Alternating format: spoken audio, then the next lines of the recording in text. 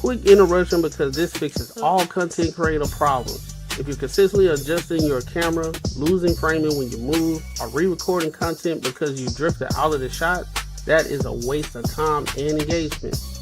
I started using the OBS by mini camera and it eliminated all of that. It uses AI auto tracking to follow you in real time, keeps you perfectly framed, and delivers clean, professional video without extra gear or full studio setup. Whether you're streaming, podcasting, or on client calls, this makes you look locked in and polished automatically. Stop fighting your camera and focus on your message. I dropped the affiliate link in the description. If you're serious about content, this is an easy upgrade. As you can see, I'm testing out the camera and everything, and it's working out pretty well. Hit the link, get yours. Welcome to the table. Power, perspective, profit.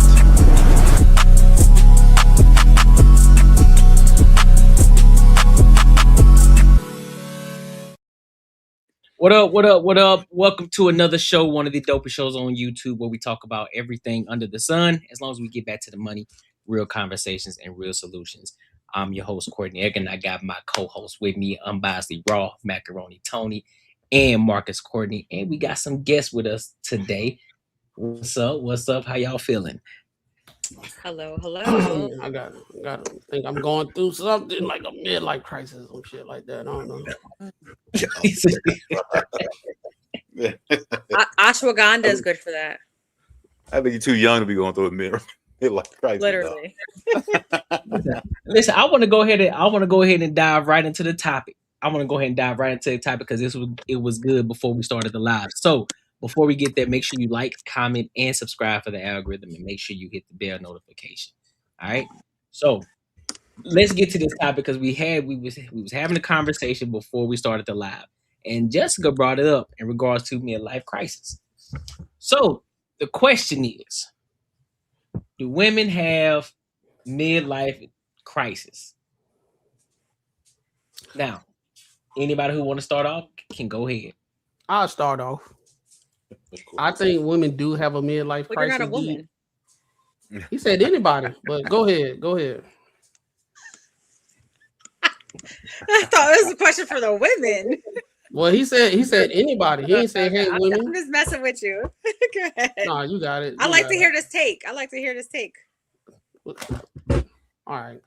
I think in today's society, more and more women are in the workforce, and they've been doing like a lot of things that men have done before, and they are paying their own bills, doing a lot of stuff on their own. It requires a lot of time to work on yourself and do what you got to do and everything, and then you do miss out on some things because that's exactly what men used to do back in the day. They used to go to work, work hard, provide for the family and everything, and then they look up, half their life is gone. And then they do some midlife crisis stuff like buying a new motorcycle, go travel, do this and everything of that nature. So I think because a lot of women are doing the same thing, that is the reason why they are having a midlife crisis. Not all of them. I'm just saying if we was to compare and contrast like the same kind of activity, it's the same thing. A lot of women say they're going to find themselves in X, Y, and Z and blah, blah, blah. They on a spiritual journey. They go through 2-3 different types of religion and all that type of stuff. So it's like a midlife crisis.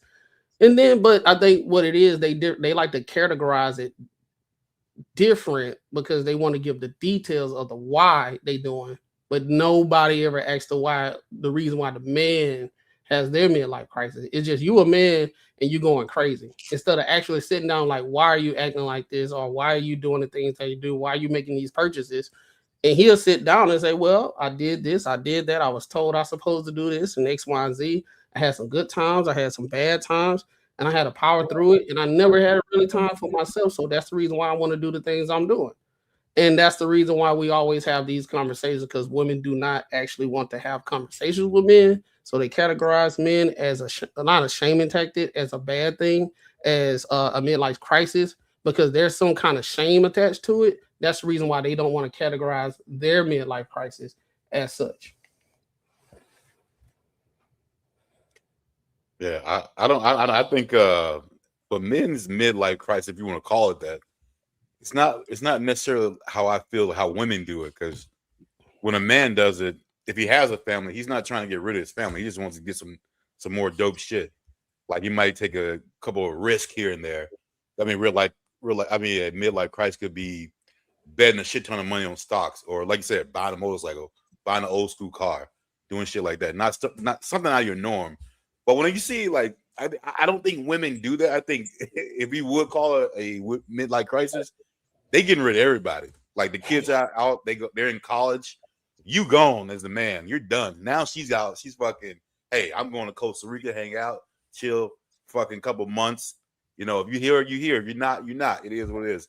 But I think men do it just for their pleasure, but not to get rid of their significant other.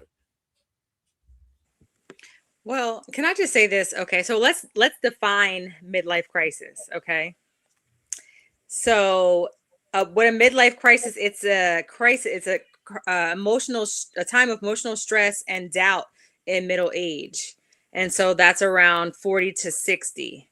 So some of the signs are a deep sense of boredom with your daily life. You know, you're probably just like, it's like, what am I doing with my life? You know, this is where I'm at. Kind of like what Macaroni was saying. Intense regret over past choices, sudden impulsive actions, anxiety about aging, and pulling away from family or friends. So I think a lot of times men are the ones that are categorized as going through a midlife crisis. Marcus just said that. He said, I'm agreeing. I'm agreeing with that. What you said. I mean, you gave one.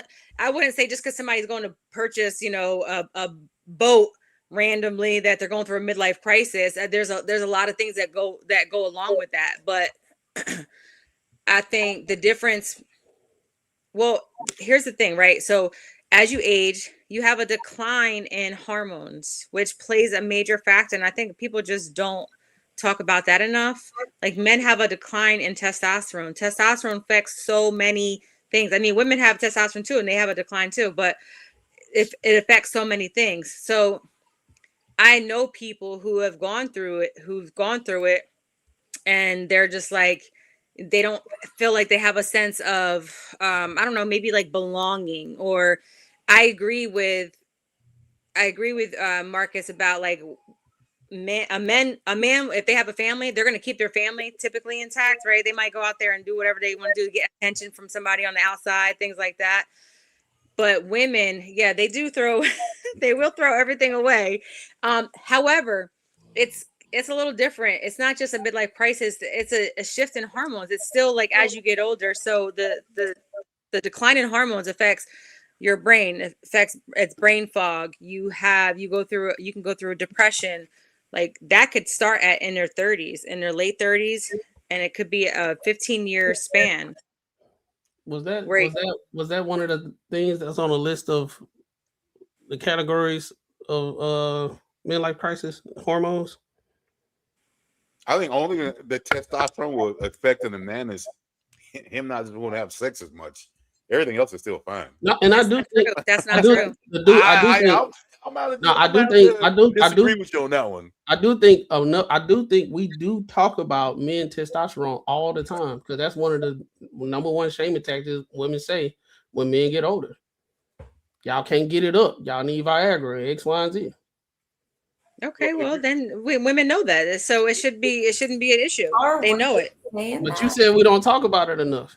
No. I know. I'm just saying I know, but I don't think what's talked about is the fact that there are things that you guys can't help, and that obviously women can't help. You can't help the shift of your hormones. It's just what it is. But like, I think the issue is that, like, hold up, before y'all get into it, let Jessica and Raw go.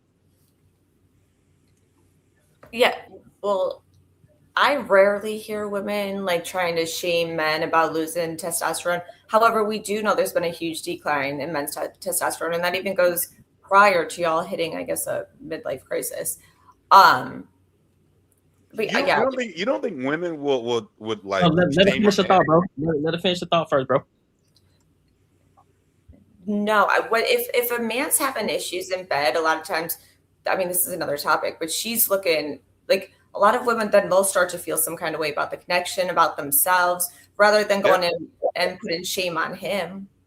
But that's what puts shames on the man, because they're like, oh, it's something wrong with me. It's like, ain't got shit to do with you.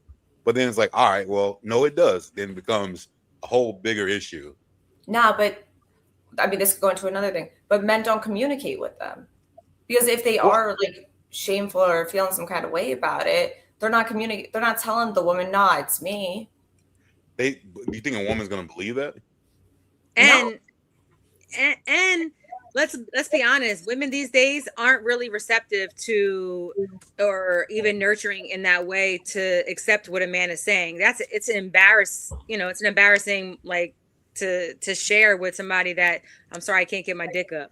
Like, Sure. Oh, she's 100%. You fucking somebody else, or you don't think I'm whatever. It's no way she's gonna be like, oh, I feel so bad. That shit don't happen. But then what is she like? If y'all aren't talking about it and communicating with her, then But what I'm saying, it doesn't matter what you say. She's gonna think it's about her. It doesn't matter. I think that's Really matter what you say. I think that's the dilemma in current dating. I think that's what's going on. Right? We can talk about what should be, but what is, that's the dilemma of the situation in dating or in relationships. I mean, shit. Everyone got drunk a couple times and like, yeah, I'm cool. And guess what? That shit didn't go well. You know what I mean? Come on. right. We can all we all been through that before. but even I feel like even on the other side, like a lot of times I don't think men truly understand the opposite, that when a woman is having this emotional like attack. I mean, women are emotional anyway, right? So we already know that. But now when you have that decline in your hormones, testosterone, progesterone, estrogen, now you might not get wet down there, right? So now it might be painful to have sex. You don't feel like, you don't even know who you are. You feel, I mean, I'm just saying there is lube, you know what I mean? There's lube, there's O shots, so you can rejuvenate your, girl down there. But there are things, but I think that if you know this, like this is not like, I don't know why people act like, oh, we get in this relationship now all of a sudden there's a shift. Who are you now? Like, if you plan to have longevity with a person, you know that these things are going to be things. It's going to come up. So like, let's be ready for it. You would think so. Yeah, I think that's a lot easier said than done. Yeah, that's a should. Most people aren't thinking about that when they're in a relationship. They aren't thinking about what's to come in the future, the things that you're going to go through. But ultimately, though, if you ask me, all of it is the same. But the difference that I'm hearing is women just have a scientific term for midlife crisis versus men. Men don't have a scientific term. It's just midlife crisis. You guys have menopause, because what it sounds like to me is there's a decline on what's going on. Your hormones are shifting as you get older. Men don't necessarily have that because you guys have a reason for the menopause. There's many different factors, but men have it too in the decline. So our emotions, our hormones change and different things like that. So that's what it sounds like to me. That I'm hearing. That's what I don't know, because that's what I said before. That's what I said. Like, it's a negative connotation on midlife crisis. Women do not like to associate themselves with shame. So if they say it in a different way, but it's the same thing, they feel better saying it in a different way. No, I just That's literally what's going on right now. Y'all literally said when you get a certain age, your hormones change. You start thinking about stuff different. Even when Marcus gave an example of saying like they'll clear the whole family. Men usually don't do it, but y'all will. I mean, we said, oh yeah, you read the definition of it, and that's one of the things, disassociation. I said some things. Basically, we said the same thing that was in the description of midlife crisis. But like Courtney said, because y'all have a technical or a biological attachment to it, it's different. But it is the same thing, because I hear women all the time saying they're going out to find themselves when they get a certain age and saying, hey, I spent all my life doing X, Y, and Z, getting with these guys that ain't got. But shit. D.L. Hughley daughter was saying that she used to mess with guys with dirty socks and all this type of stuff. So she got to a certain age and she like, I need to find a real thing because I'm at this age. I don't have time. I don't have time to be dealing with these dudes that's not intentional. That's literally, and even I guess though, if you want to say that, if you want to say it like that, like some of the same because I effects. think I think what you guys are doing are speaking from a place of technical. But if we look around the world and hear what a lot of women saying, we will associate that as a midlife crisis. If you're Oh, so, saying the things that would be under the umbrella of a midlife crisis by so you're definition. saying that women saying that they're going to date more intentionally is a midlife crisis? No, now add a little bit more to that of what I said. Which part? You said a lot. I said at a certain age. It's not because if you're 29 and dating intentionally, that's totally different from somebody near menopause and saying, this is What's how the how I saw my life. I felt like I was going to be at a certain age and being married and have kids. Now I'm dating intentional because I made all these mistakes and I don't have time to be dealing with guys that's not intentional. But being intentional Context. is not a crisis. I would say it's not. Yeah. It's different from a crisis. So I think that But when a based off the person, definition, you're moving because the age of the time, and you have regret of the things you did before in the decisions that you made in the past. Now you're at a certain age.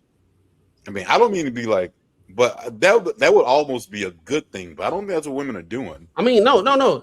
I'm not saying it's a bad or good thing. I'm saying what is. But no, that would if they weren't dating intentionally, like for the right thing. I mean, it would be a good thing. But I don't think that's what if they hit that mid. I think it's more like, yo, I wasted my whole time being this and this and this. I want to do shit for myself. I don't really think it's like I want to be like now date intentionally because that would be the smart thing to do. But I don't think that's really what they're doing. But at the same time, you have to put the variable of the age and the time. That's what we're talking about.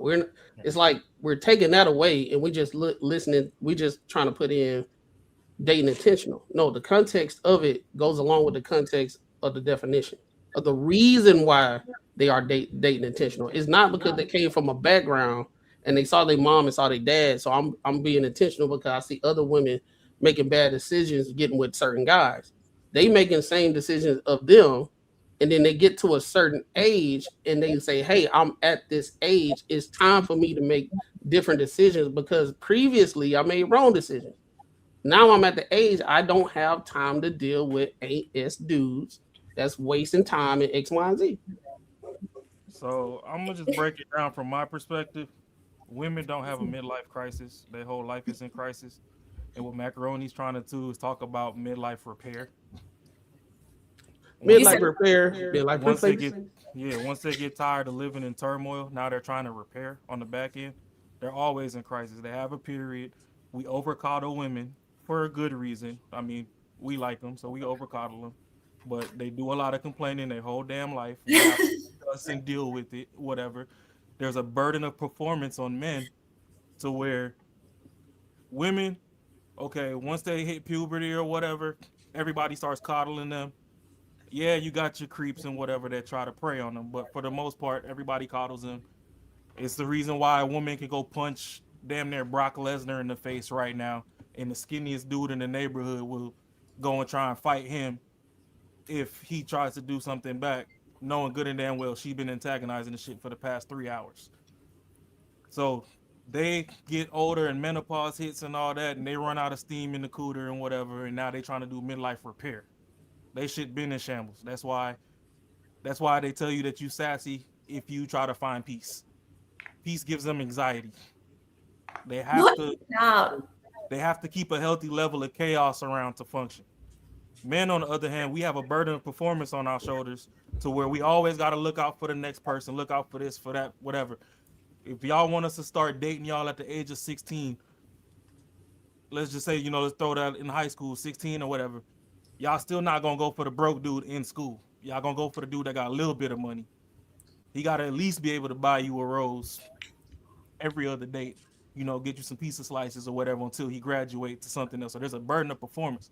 So what happens is when we're both kids, women have their dreams, or I should say girls, because you're not women yet. Girls have their dreams, boys have their dreams. Boys, we done had the Lamborghini posters on the wall, the big ass mansion, all this other shit. We had shit that we aspired to go get. Women got the stuff that they want. Thing with women is they can corral a bunch of motherfuckers around guys to get stuff for them. We gotta bust our ass, pause, to go get whatever we want. But somewhere in there, we also want to take care of a woman because we want a companion, which now throws all our stuff on the back burner. So boom, now you have kids, you done got a house. It might not be as big as the one you wanted. You done stepped off the Lamborghini dreams. You done got a Mercedes. It's close enough. You done put kids through school. They done got to high school. They survived. They're doing good or whatever. And that's when men step back and like, all right, I know I got 15 things on this list. I'm at least get 2 of these motherfuckers before I die. And that's the crisis that men go through. And that's when you see that, okay, they not finna consult with their wife, the family, whatever. Fuck this. I'm gonna go out. I'm gonna get this yacht. We on the water. If you like it or not, oh well. Whatever. Where women, on the other hand, they're just more chaotic. They're used to it. I mean, once they period cramps and stuff start, they just used to chaos. On the menopause end, if they haven't secured a partner by the time they get there, that's when they start trying to dial it back in, and they're like, oh, okay, well, yeah, I had all this fun or whatever, but now these medical bills and stuff, these doctor visits and all this is starting to pile up. Now let me go find my knight in shining armor. And that's why I said the women have midlife repair, the men have the crisis, because it's like, all right, I done did everything for everybody to the best of my ability. I'm gonna get 2, 3, 4 things for me. And it's not that women don't do stuff for everybody as well, but they're just more seasoned in that realm. And the ones that don't make it to the white picket fence or whatever, those are the ones that are on the back end, they start to do repairs. So that's why we don't put the word crisis on women when they go through their midlife. Which, Yeah, that's why I was saying in the beginning that I don't think a lot of women actually care or try to have a deep dive or a deep conversation about the reason why a man may have a midlife crisis. And he spoke to it perfectly, because you as a man just supposed to do what you're supposed to do. A man's supposed to provide, protect, have the child. Whenever difficulty hit, you're supposed to figure it out. You're supposed to do what's best for the family and everything. Now, I'm not complaining about this, right? I don't think most men are complaining about it. I'm just saying what is, and when we do what we supposed to do. But just like what he said, I had like 15 things I wanted to do. I'm about to knock out about 3 of these. If I'm about to buy me a motorcycle, I'm about to buy a motorcycle. If I'm about to put some stuff in stocks, I'm about to do that. If I never been outside the country because I've been busting my behind this whole time trying to do everything, I'm about to go do this, and I'm going by myself, and I just want to kick it and everything. Now, because a lot of women don't have the lens of the reason why, it just looked like a man just sporadically looking like my life is on the decline. I'm just finna make these crazy decisions and just do all this stuff. That's what a lot of women see it as. I think. Oh, go ahead. Oh no, I was just gonna say that we constantly have these like battled conversations, right, about men versus women, and it's very hard for each other to look at the other person's perspective because you only have your lens. Like women are emotional. They're used to being got, right? Like they're used to the men coming after them and seeking them. Men are the protectors and providers. And while it is recognized, not by all women, that puts a heavy burden, I think, on a lot of men because men are looked at as what they can provide. And I think there's not a lot of grace that are given to men. But one of the things that Raw said was, you said the ones who don't make it to the picket fence are the ones that are having the midlife repair. I'm glad you said that because I think there's different categories of people. If we're talking about people, whether, say you're from the hood, yeah, you're constantly in crisis. I feel like, or, if that's the environment that you're in, you are going to be in crisis, right? You're not always going to get that that man that's going to protect and provide, because they're not all, they don't even know how to do that. They haven't had good examples, right? And the women aren't there to nurture and love. They're there to what can you do for me? I'm not saying that that's all the time, but that's just it. If you have two people who are like wholesome people, they have good mindsets, and they have common goals of building together. It looks a lot different. So I just think that there's different levels there's different categories of people, and it's environment based as well. Yeah, I don't know. From what I was hearing when you were talking, to me, it sounds actually more comparable. And when you're saying, I think that people don't give women enough credit, to be quite honest, because I think women sometimes do too much. And I think they're raised like that, right? You're raised to take care of your little dolls or your little siblings or whatever it is. Like that's expected from young girls. And then getting into adulthood, that's what women are doing too. They're putting it all on themselves. You guys are acting like, oh, it's so hard for men because they have to go out and they're working, especially in 2026. Women are also doing that. So I don't think it's, the only thing I see as far as comparable is the fact that they get to a certain age and they're like, kind of like, screw this, I'm doing what I want to do. But what we initially were saying, women are going more internal, right? You were saying about women get religious, they get spiritual, whatnot. Whereas men, they're going external, and they're wanting to buy a motorcycle, or maybe they were going for another woman. Someone else mentioned that. So that's really how I see it. But so we agree that it's the same thing, right? Oh, but hold on, Mac. Let me say something to that though. So you're saying that the women, they got to take care of the dolls and all this other stuff, right? And that's fine. But and just like Jay said, we're kind of speaking from each other's blind spot, because you take care of the dolls, which in turn takes care of the siblings and whatever. But even you, if you're at the age of 15 and you got a little brother that's 11 and y'all go to school, there's still a burden of performance on the 11-year-old as a boy growing into a man to still take care of you. You might be oblivious to it, and he's younger than you.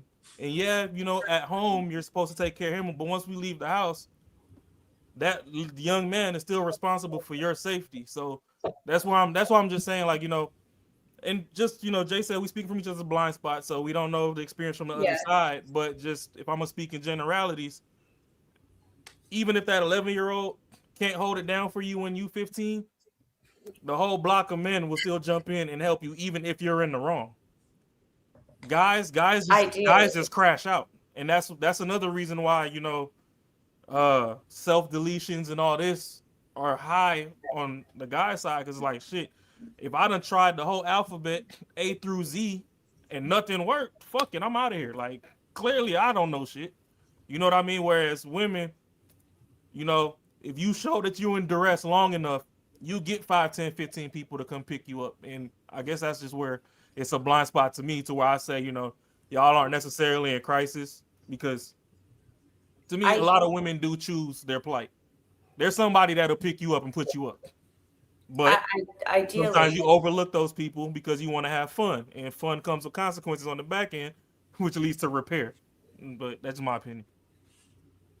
I mean, ideally, right, women have that support, and I would agree, right, women have more of a camaraderie even with other women. However, even to your point, as far as like men and self-unalive, women actually attempt more than men. I think what's going on, and this happens a lot, it only became like a gender war when men start talking about their experiences. And what a lot of women do is, soon as men start saying our experiences and saying how different it is, women say, no, let me tell y'all how it's worse over here. And then we sitting here like, we ain't talking about who's worse or what. We're just saying what is, and we just saying that there's a difference. And that's the reason why we will have a back and forth when we on panels and everything, because I don't think any men up here discounted women. I think we just having a healthy conversation, understanding things, But at the same time, a lot of men are trying to express, hey, it is different. This is our experiences. Soon as we start doing that, it's met with, well, y'all got to understand women, and our stuff is actually worse. This is what we going through. Okay, we understand y'all going through, and we have our ears and we listen. But at the same time, if you put it in a way that it's actually worse over here, then what Raw just said when he said to unalive what men do, you say, well, forget y'all unalivement. No. It's actually we actually is actually more over here. But I understand the study. Men are just way more successful at it. Right. Because Yeah, no, the different methods. Yeah, I wasn't trying to discount men's mental health at all. No, I'm speaking in general. Okay, yeah, I don't want you to think that. No, I'm not saying like mental health. I'm saying like what tends to happen in general. I'm not saying that like you did it. Okay. But I'm saying like it's like an underlining thing when men are talking about our experience, because I think really men only really started talking about experience in the last 5 years. Yeah. After COVID. Women been talking about y'all experience for so long, and men have been like witnessing it. That's the reason why you see a lot of men these days don't approach women, because y'all said what y'all said. Y'all Do you weird. think it has anything? Do you think it has?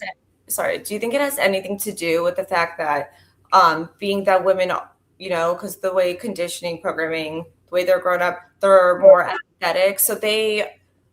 A lot of the times are. I don't think women are. Let me just 1 second.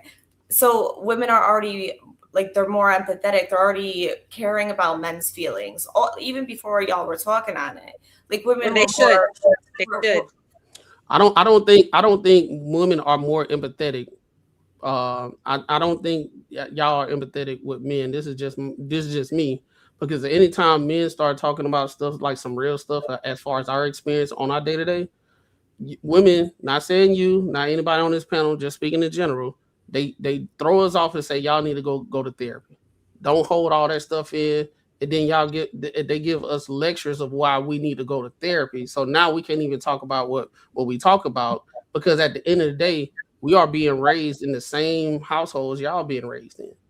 So we understand what's going on, but soon as men saying, hey, how it affected me, a lot of women say you need to go to therapy. They don't want to talk about it. You're crazy. You don't this, that, and third, get villainized, right? So it's not a situation that women are more empathetic, because every time we start having these conversations, I think we had a panel one time up here, and we was actually talking about empathy, right? It was like the difference between empathy and sympathy, right? I can have empathy for you, and I can sympathize with you, but I will never know 100% your plight in your lens in your life. Yeah. Right? You will never. We will never know. But at the same time, anytime men start talking about stuff and our what we go through in general, not saying this, I know I got to preface that.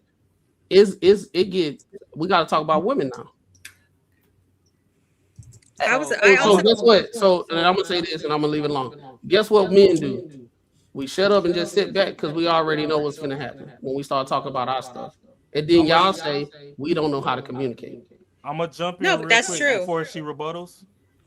What I'm gonna say is, women used to be empathetic, and even then, I think that was false empathy, because if you think about it, in modern society, when we talk about these relationships and stuff, and women want the old school men back or whatever, them old school men was getting bullied. Once you had three plus women gathered, if it was only one or two dudes, that's why they used to go find their own corner. That's the reason why when they was cooking, niggas wasn't in the kitchen. You used to just holler out like, hey, I need another beer. You knew if you go in there, you was getting your head chopped off.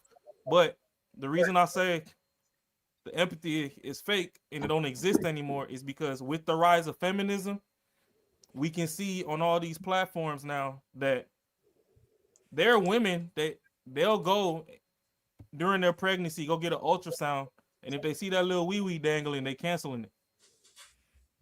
They will not have debate. Like, they don't like men, so I don't understand how women have fathers, brothers, and all this, but they don't like men so much to the extent that if they're just having a boy and they're going to be responsible for that young man, that means you taking care of this man, so you should be able to curate what you dream that should be out in the world. They would much rather delete that child than bring it to term and have a go at, you know, turning that child into a successful product of society. So I've never heard that. But I will Oh, say this: you I think haven't? there's a huge difference in also race. So, and I think it's a different dynamic. Like, I'm just gonna say, Jess, I don't know what you are. You're very small on my screen, but I would assume just white. So your upbringing of Really? I mean, what am I gonna She's say? clearly Like, white. She might be well, she's Italian. clearly white, but I can't really, I'm just saying, yes. She I might don't be know what you. Italian. Well, I am Italian, but that's See, I knew it. I knew she was Italian. I knew Yeah, she was but that's Italian. I heard knew the, it. but it's a different. It's still It's different in the still- sense of, so women back in the day, right? We were taught to. I think Ross said this. We're taught to go find that prince in shining armor. We're taught to take care of our dolls, all those things, like be nurturing, loving. But now that's not how it is right now. It's not like that now, and it also is a different dynamic. Now women are, what can you do for me? So women are like the new men in a sense.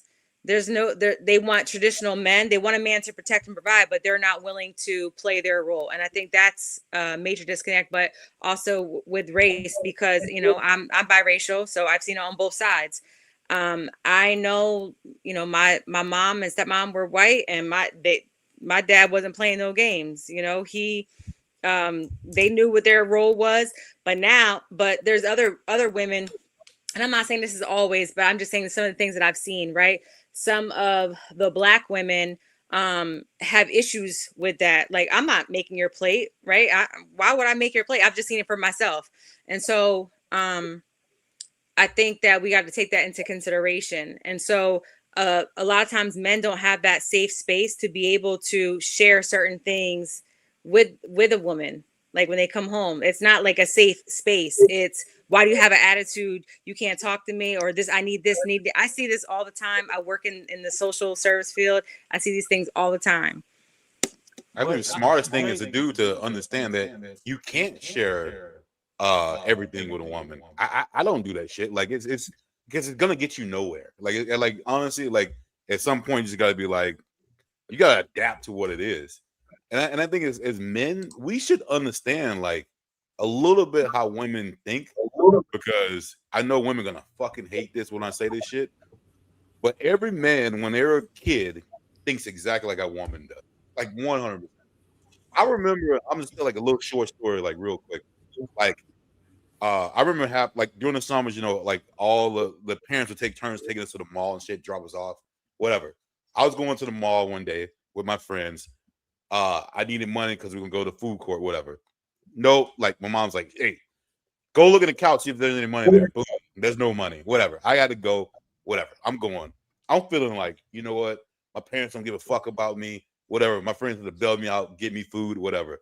I went home and I told my mom, I was like, you know what? You're the worst person, the worst parent in the world, blah, blah. And me expecting at this time, being like, parents don't have feelings. Like, it is what it is. I'm telling this shit, and guess what? The response back is going to be like, you know what? I'm sorry. My bad. I didn't know you felt that way. I'm so sorry. My mom was fiery. She was like, what the? I bet your other friends do so and so and so. Fucking, I was crushed, crying and shit, like I was a little kid. But at no time did I ever think that I was hurting her feelings by what I said. And I was just looking back from what, like, it's literally just only about me at that point. So, like, there's a lot of shit that we get hit with too all the time. It's like, yo, I'm telling you, this is an issue. But then when the women respond back, it's more like, no. It's about me. It's not, and not necessarily directly saying that, because I don't think you actually realize what you're doing. But it's more like you are this person with no feelings. This shouldn't hurt you at all. Like, but whatever is going on hurts me, and you need to understand that. So it's like, like I said, I think most men have gone through this shit when they were younger. If you actually realize, like, play back how you were as a kid, and you just gotta adapt to it, and it's some way just try to work it out, because it's not gonna change. Hey, I think Jay. I think a lot of Oh, I'll be short, Raw. no, you good. I think a lot of women ride the coattails of what used to be. Of women, those women back in the day say women, they are empathetic. We do this, we make a house a home, we do this, we your backbone, all that stuff.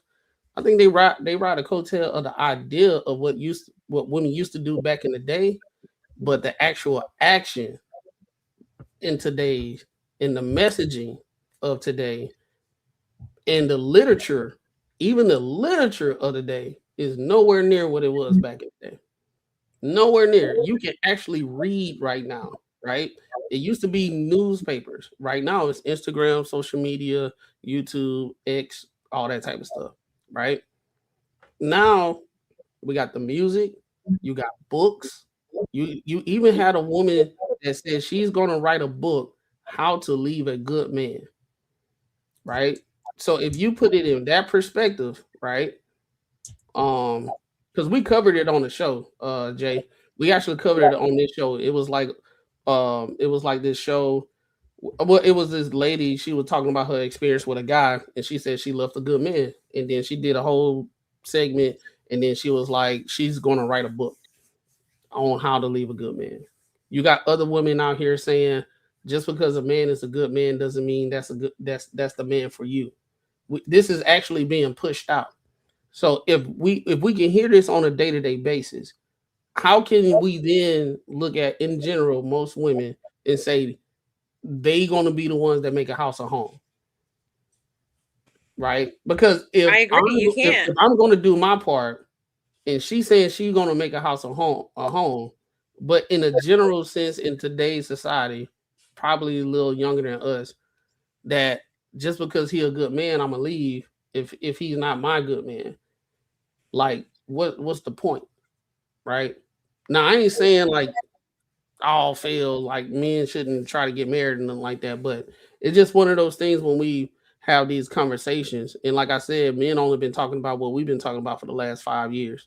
Well, men shouldn't be as chivalrous as they try to play old school and like I'm gonna take care of everything. I think at this point in life, the climate and how everything is, no man should say, you know what, I want to be equally felt like I'm important and she's important, and I'm gonna take care of everything. I think that's bullshit. I think we already know how things go. She's definitely gonna put in her work, because at the end of the day, like I just would never. I don't see that being like old school anymore, where women actually appreciate you doing things for her or paying Yeah, for because bills. women want to equal rights, and so pretty much to what Rob was saying. Like, I so agree with the whole feminist movement. Women want to make the same decisions. We're not created equal, and then so now you have a lot of the same options as men, and you want to compete with men. And so now that you're competing with a man, you don't have that same man who is providing and protecting, because now you're providing and protecting. You're pushing that, your degree. And I'm all for people getting the most out of their experience, right? But I also think that somebody made a point I was going to say, but I lost it. I also, that might be that midlife crisis. No, You know That was what? harmful. I was just about to say that. Look, hey, look. I was just about to say that. You just proved my point. Y'all doing everything. So now y'all understand what the men was going through and everything that Ross said. Okay, I'm at a certain point in my life. I'm gonna check Oh, I off know what it was. these things. You know what I'm saying? So Well, now, what you just said, women wanting to be like men. So now they going through it and they looking back. They have the regrets. They at the other side of their life, or at a certain age where whatever things ain't what was told to them back in the day is not actually going on. Right? It's But not the soft actually women going are on. not here anymore. Like, Huh? it's the soft women are not here anymore, and that's just one of the things here. that. No. The soft women are here. They're Well, just not on the internet. Yeah, they're home. Because they get they got the All right, see you got guys. them. Sorry, gotta go. No. They at home doing the stuff, right? So it's Somebody like, already swooped them up. yeah, somebody got to them quick. Like, let me go ahead and get her, boy. Yeah. No, but what you were saying, Marcus, you were saying that people, basically, men shouldn't, they shouldn't, kind of, I guess, I don't want to, put words in your mouth, like court in the way that they would, Back but in I the would day. say this. I think that no matter what, like you gotta be real with who you are. You know what I mean? So I think No, like even like for me, if I can't let a negative experience or what I experienced with somebody else to change. Like now I'm hard and I'm still going to be a soft woman. I'm still going to, cater to you. I'm still going to do all these things because I get the best version of you when I am. Women I don't understand. want to, huh? No. I agree with you. Yeah, women But, don't like, want to lay down anymore because they're don't. not emotionally tied to somebody. When, to be honest, if you fulfill that duty, you have no idea the level of attention that you get from your man. So But so Jay, so like so I think two things could be like, could work out. So like I'm saying you have to evaluate the situation. For me, it could be two ways. Like if I was gonna be 100% provider, that the woman I would provide for would have to appreciate it, and she would have to be totally different from most women right now. They're like, most women I've ever dated. Like, you know what I mean? Like for me, there's a certain way I like, because like, let's be like, I wish more people had realistic conversations because it's my fucking money. So you know what? I'm gonna understand, like, there's certain shit that I want to spend on, certain shit I don't want to spend on. I'm a human being. Everyone is the same way. So the woman that I would be 100% cool with would be so like frivolous and so like, like appreciative.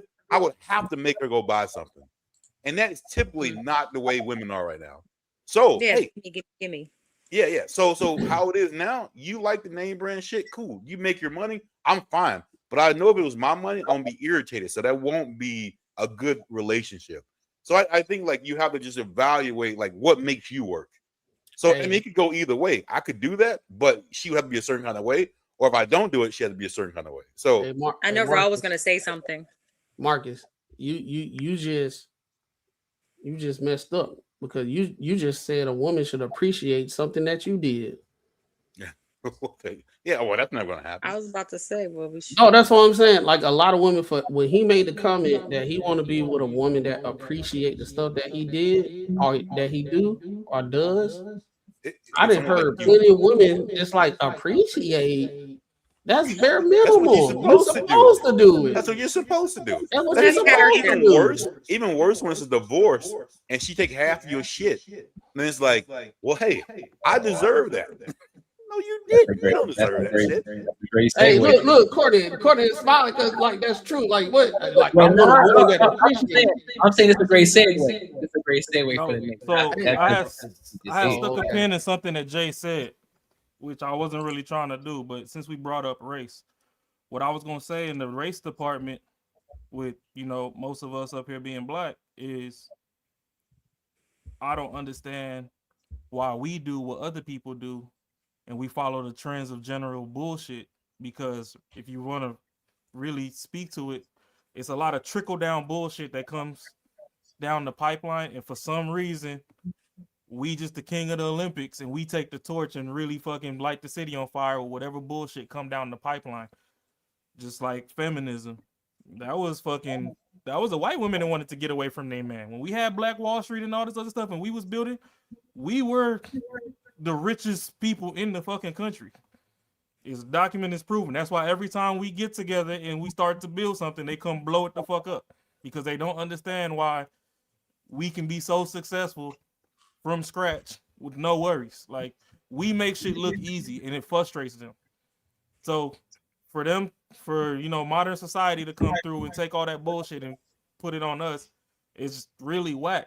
And I could really speak to it because I went to high school overseas. I was on the continent of Africa in Nigeria going to high school, and I could see how the Western society slowly starts to poison, places that had their own culture and their own moral standings and stuff.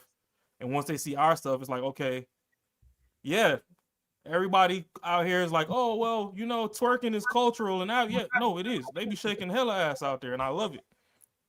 But but one thing, white feminists are totally different than black feminists. They are way different. Yeah, but the problem with us is when we take the torch, we always think we got to get a plaque to go with it. Oh, we So we blaze that motherfucker. want a degree that we can frame. So the white people, they gonna do their shit, but when we do it, we got something to prove, and it just got to be front page news. Hey, motherfucker, look at me. You know what I'm saying? But that's where we got it fucked off to where now they talking about, oh, there's black fatigue or whatever. It's because we get the shit, we get the reins, and we just exaggerate and elaborate everything so far over the top that even the people that started fucking stand back and was like, God damn, what the fuck they got going on over there? Like, yeah, and we compete with ourselves. they're crazy. Nah, hey, educated black feminists are just like white feminists. No, white feminists are actually feminine. but they not all of them. Do most of them. Yeah. Like if you Karens get do like exist. if you get like oh no, they exist. Some wild ones do, but for The the principal majority from of them, Matilda still exists. That was the Oh, one that started man. it. but for the majority of them, they're like Sarah McLachlan, or they're like a fucking like she's a big time feminist, and shit, what's a lot of other chicks like that, but they're real feminine, but like they are just women's rights. This is kind of wild. Well, I think women don't understand how to be feminine and still work for themselves. Oh, I'm sorry. What's somebody gonna say? No, you good. No. I think women don't understand they think that in order for them to have their own, like they're supposed to be masculine. And I think it's almost like, okay, if I get a degree and I have this now, it's like I don't need a man. And that's the biggest bullshit. Like every woman needs a man. And I guess I can't speak to those that are, lesbian, but we all need the opposite sex. Like we should. And it's crazy to hear those people say like, no, like they'll be 100% like, nah, we don't need no man. And it's like, are you serious? Like, how would life go without men? And literally, I've never heard a man say they don't need a woman. Hey, actually, there's a video where somebody did interviews on the street. Like they act like hundreds of I don't know how many, but it's like 20, maybe 20 women and 20 men. And they went to the woman and said, "Hey, would you like to be in a world without men?" Hell yeah. I saw that. That was the stupidest thing. I was so annoyed watching that. When it got to the guys, they were like, "Would you want a world without women?" They looked at the dude like, "What? What? You crazy?" That's nobody. Insane. I guess the women want to be with the bears. I guess what I'm saying. Even gay dudes want to be. They don't need the men; they need the bears. Yeah, that was the dumbest thing. I seen multiple different videos like that, and then it was like, well, if you were trapped on an island, you had a choice to be trapped with women or men. Which one would you choose? And most of the women were saying women. And I'm like, y'all are so dumb. I think that's the stupidest thing. Like, it's only so long you can do bad bitches high fives, right? It'll get hot. Food start going away. Can't do no more bad bitches high fives. Like, what the fuck we about to do? Let me just tell you, consequences never hit women. Like women don't get consequences, because consequences will fucking bring your ass to real life. It's almost like every time you see like these traffic stops and these motherfuckers go crazy and they get hit with that taser, fucking they wake the fuck up. They're like, oh shit. It's like no motherfuckers never get fucking real life shit. No, hold on, bro. We gonna get to it. So let me read the super chat because I saw it. All right. Let us end this topic and then we'll answer that question. Super chats. Make sure y'all like, comment, and subscribe for the algorithm, and make sure y'all hit the bell notification. Let's read these super chats real fast. Yeah, you right, man. Making money is me, man. 10 years, me and you gonna have matching Benzes. 10 years. Nigga, more like 10 days, man. 10 days.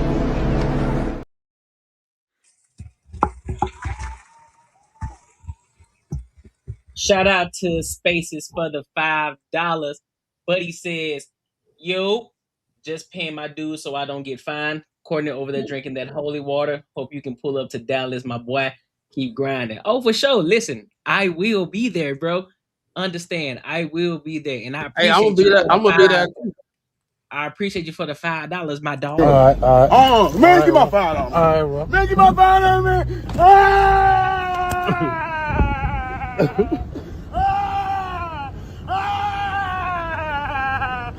Give my $5. Give my $5.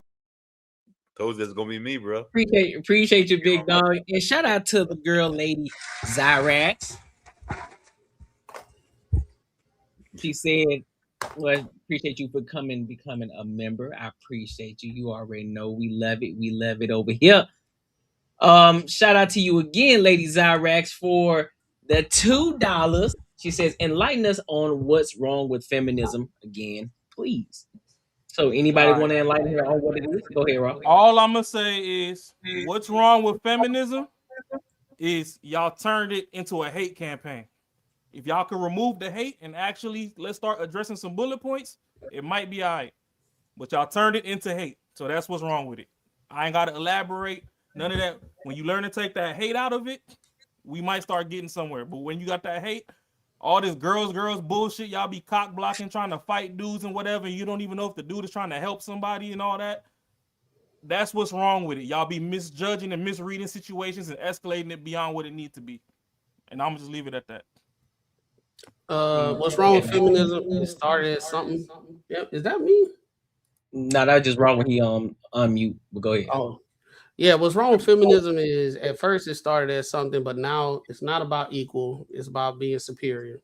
As we see on a day-to-day basis, there's always the negative campaigns that women are doing better than men. It's not a situation where we're hating or nothing like that. But at the end of the day, on a day-to-day, and you sitting there just as a man, you just doing what you're supposed to do, and women shitting on it all the time, it gets to a point like, is this feminism, right? Y'all advocating for stuff that's not conducive for y'all. Y'all got people in a certain community calling y'all cis women instead of being just women. That's where we at right now. Oh, that pisses me the hell off.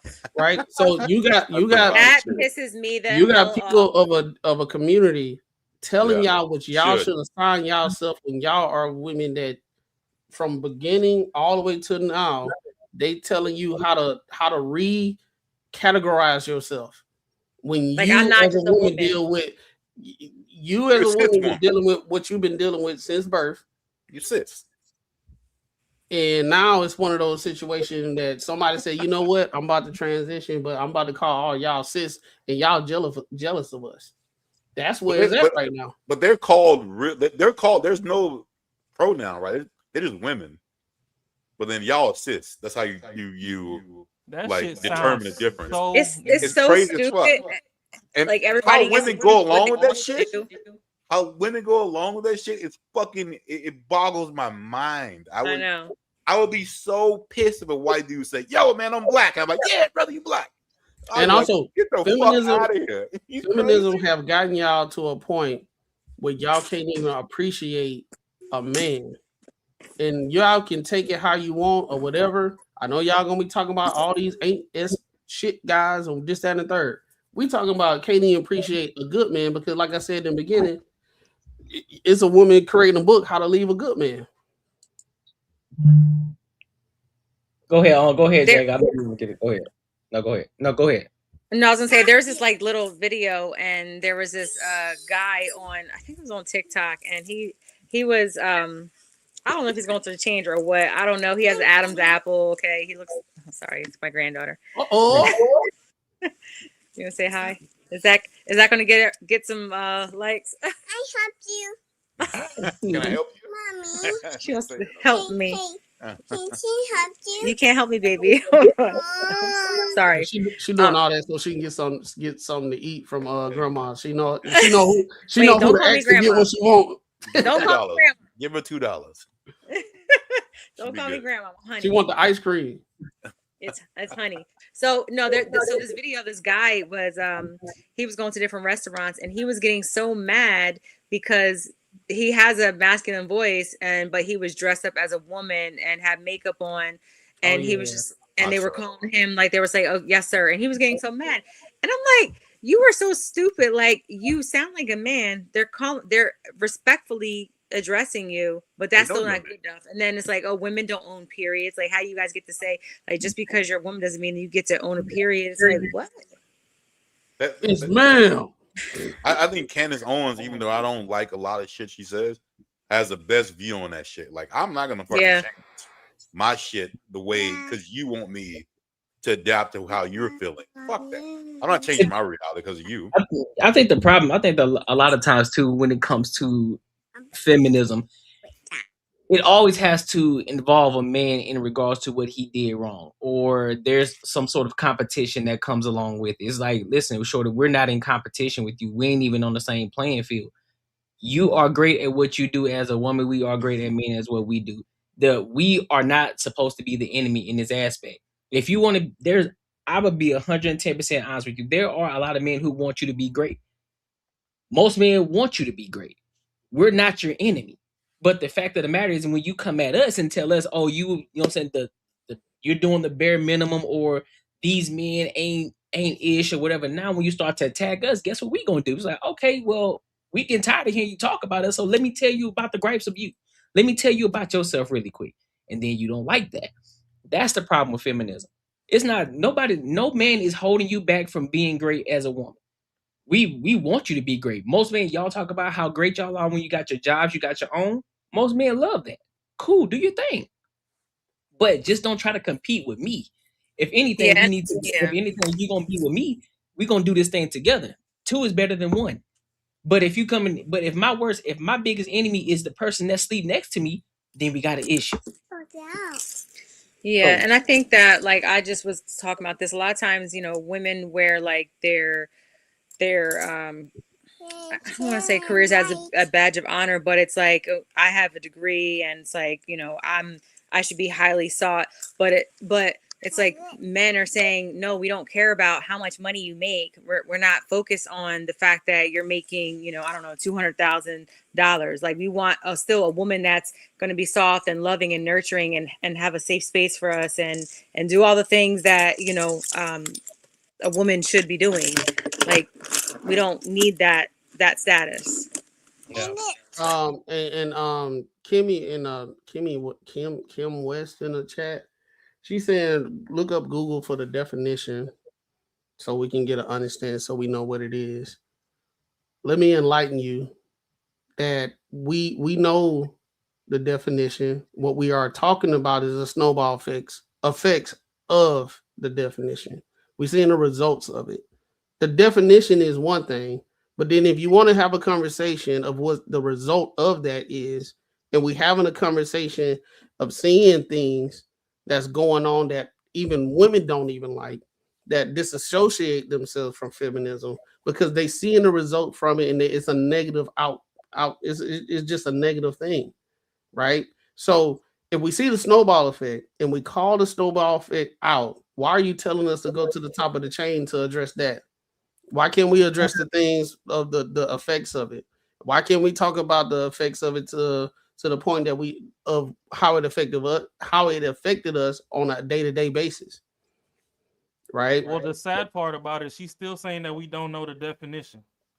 Right? Right, because they're different. The definition and the practice is 2 different things. We know what the definition is, but the bullshit that y'all leading and have the headway out in the media with this shit is way fucking far south from what the fuck it's supposed to be. And then even when y'all got men on y'all side that's allies with y'all, trying to fight with y'all to get y'all what the fuck y'all say y'all want, y'all still demonize those motherfuckers because y'all don't know what the fuck y'all want when the sun go down. That's what the problem is. We know what the definition is. We know what it's supposed to be. But we also know that when we walk outside, what the practice is ain't it. Just like all y'all was marching, screaming Black Lives Matter and all this shit, and you found out it was some lesbian women trying to get money to get a house with some white security guards. The damn security wasn't even black. Like, let's stop the bullshit. And then, the definition in the dictionary is not what y'all practice on out when y'all go outside in the street. Don't worry about it. Don't worry about it, Matt. We're gonna go to the next topic. Because I just want to say it's 3 different ways of feminism. That's all I want to say. That's fair. But look, let's go to this next topic because we still. It's a great segue for what Marcus mentioned earlier. So, in this aspect, I don't know if everybody know who Luka Doncic Luka Doncic is. That's the NBA, basketball. NBA phenom for the LA Lakers, who once played for the Dallas Mavericks. Him and his ex-fiancée are trying to settle for $50 million. Now here's a caveat. She wants $10 million for the kid, for because they have 2 kids together. She wants $10 million for the kid, but she wants $40 million for herself. So let me pull this up so that way we can get. Let me pull it up real quick so we can get a better understanding. So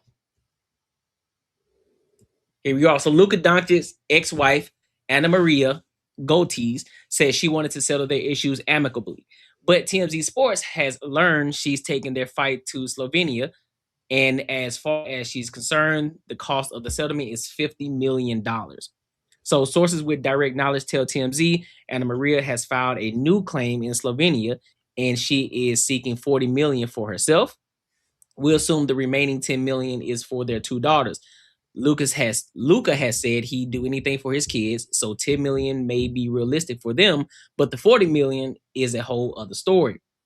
And so we're also told she wants to strip Luka of some of his custody rights. Currently, he has the kids at least 2 days out the week, and she wants to reduce it to 1 day of the week. God, And no. right, and as we reported, Anamaria filed docs in Los Angeles this week asking to withdraw her child support petition, saying she wanted to resolve the matter amicably and by a mutual agreement in the best interest of their children. But apparently, that will come to a steep price. So Luka and Anamaria share 2-year-old Gabriella and 7-month-old Olivia, and were together for a decade before ending their engagement earlier this year. Luka previously argued California was the wrong place for the fight because the girls live in Slovenia, and said he already initiated proceedings there addressing custody and support. Frankly, that seems like a solid argument, and Anamaria may have dismissed the California case because it was a loser. So the Lakers superstar is currently in Slovenia to be closer to his daughters after revealing in May he'd skip playing for his national team this summer while pursuing joint custody. And he'll apparently mix family and basketball while he's there. Luka is reportedly hosting the entire Lakers squad for a 4-day mini camp in Slovenia later this month. So what are y'all thoughts in regards to her wanting $50 million, considering the fact that she's not a wife, but she does have 2 kids by Luka? The American dream, baby. Yeah, bro. We done seen this so many times. This is the like just as hard it is for a guy to get to the NFL or NBA, and you lucky to get there and make the money. You got women that's there for the whole shebang, and then she there long enough to get what she want, to move on and do whatever she want. Hey, but I'm gonna ask y'all, how much you want to bet if there was a conversation about marriage and he said, "I want a prenup"? How much you think she pulled that "you don't love me" type shit? Like you know what I mean? How much you want to bet that will happen? I guarantee you she pulled that "you don't love me" blah blah all this other bullshit to say yeah man. I don't know, bro. What they said, most women millionaires come from other men. From other men. Yeah. That's what So let me ask you. If she was a millionaire, she would have fucking, it'd be 100% a prenup. Let me ask y'all a question though. So considering the fact that they aren't married and they have 2 children together, they were going to get married. Do you think that she's entitled to $40 million? Nope. I think the 10 million is good enough to do whatever, because most people don't even have 10 million in their lifetime. If she don't want to be, who filed? Oh, they ain't even married. They're not married. They just broke up. She take her ass on somewhere, bro. But wouldn't the logic be whoever has the most money keeps the kid? She need to take her ass on. Well, no, I wouldn't. I don't necessarily agree with that, because you also have to have the time with them. But I think that this is what's disturbing to me, and I don't obviously know their situation really, but the fact is now you're trying to reduce his time. I think that is the biggest bullshit that I've seen a lot of women do is you're decreasing the time. If he wants to see his kids 2 days a week, let the man see his kids 2 days a week. If it's an inconvenience, if you're asking for $50 million, and most likely you're probably going to get something close to that, whatever, then you can afford to, I mean, get the kids there. Like, I just don't understand that part. But Jay, you understand, it's still a money grab. But just like you said yeah, before, I agree. Just to say, like you said before, like he wouldn't have as much time. A basketball game is only like 2 hours. It's not like he can spend enough time with his kids and hire a babysitter. Like they sure. If they he's ain't making the doing money, shit. yeah. I know y'all thinking that like these motherfuckers are fucking like busy all day. They go to practice, which is probably about an hour or two. They go to game, hour or two. He can definitely hold a relationship with his kids. So the reason that like these people are saying that he shouldn't have the kids, believe me, he probably have the best nannies or whatever they can afford. Cut her ass out of it. Fuck it. That's what it should be because he got the most money. Bro, nobody should cut each other out of it. They should. No, I agree with you. But like the fucked up thing about it is the women who fuck it up. Yeah. This is the whole thing that who fucks up. I guarantee you, if it went across the board to where you got 50-50 custody, most men who complain about the deleting of a infant or whatever would not give a fuck. They'd be like, yo, I get 50-50. You can't tell me what I need to do when I have my time with my kid. It is what it is. There would not be this much shit going on. Most dudes would own up to responsibility and be fine with it. But most men are more successful for raising children. Yeah, not even besides that. It's not even besides that. Like he could be a broke ass, and he still says as long as she ain't got shit to do with it, they will still take their responsibility and make it work. The problem is that women think that they have to dictate everything that goes on because they don't like it. It ain't good. They don't like it. They're doing the best for the child. That is bullshit. That's bullshit. Just let them fucking. Like, is he abusive? Kids. Like, is he? Like. Some people in the comments. This whole shit would not be going on about like talking about deadbeat dads and all shit. I guarantee you, motherfuckers would take their responsibility. The woman wasn't like if they didn't have that sort of power. Some people in the comments are saying that they don't feel bad for him because you go raw dog in her and complain about child support. That's bullshit. If you hold on. First of all, this is my problem with the literacy and attention span these days with people. Literally, we covered this, and it literally said that he don't have a problem paying for the children. The issue is she asking for $40 million outside the child support. So the built-up frustration and all that stuff, y'all can just keep that at bay. I want y'all to actually engage into the topics that we got going on and stop trying to project your feelings on the bullshit you got going on in your life. But what is he's giving her $40 million to afford? No, I'm saying, like, what was he be giving it to her to afford a lifestyle? If you're no longer together, like when I split up with my ex, I didn't ask for a dime. Like, he was in my daughter's life and he took care of her. I asked for a dime. We co-parented and that's it. She spent time with both places. I just don't understand like the money grab. And you know what? So this is the thing. When you're a certain level status man, like, I honestly feel bad for a lot of celebrity men because there are some, it's a very small percentage of women that have this happen to them with men, but I just feel like you just never know who's like really for you. Yeah.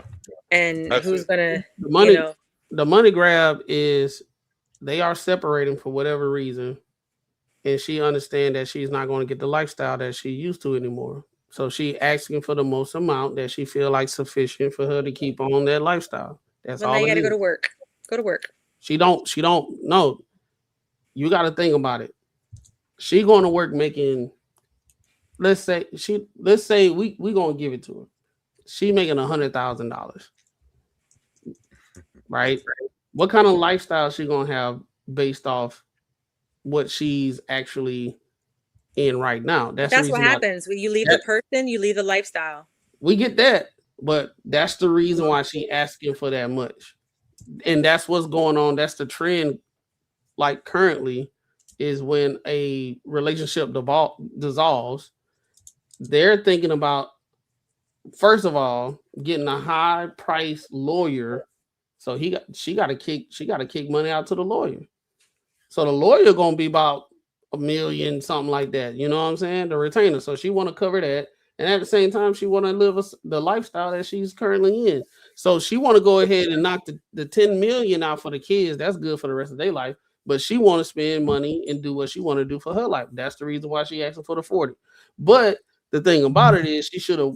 I don't. Who did they cover? Who broke up with who? No. So I'm pretty like, sure. I'm pretty sure it's her. I'm pretty sure it's her. if she broke up, she messed up the bag because they was just about to get married. Not right. Let me double check because I don't want to speculate. She should have waited. Even if he She messed up her bag. If she was going to go down this path and she finna dip, she should have waited because now they not married. So I don't think there's any books there's not any law on the books that y'all are operating as a non-married couple. Okay, he ended it. Oh yeah, she over with. So this is one part retaliation, another part paying for the lawyer, and another part trying to live a lifestyle that she's used to. Oh, it's all retaliation. I mean, that's all it is. No, Even it's she all three. fucked up. Woman scorned. A woman Yeah, scorned. she could have It's all cheated. three. It'll still be It's your all fault. three. If she cheated, it's still your fault. And the wild thing about it, most people really think that they have in their mind that I'm fucking you over. The scary and wild part is, in her mind, she's thinking she's doing the right thing. Her mind, she's thinking like, yo, you know what? I deserve this shit. Like she really thinks it.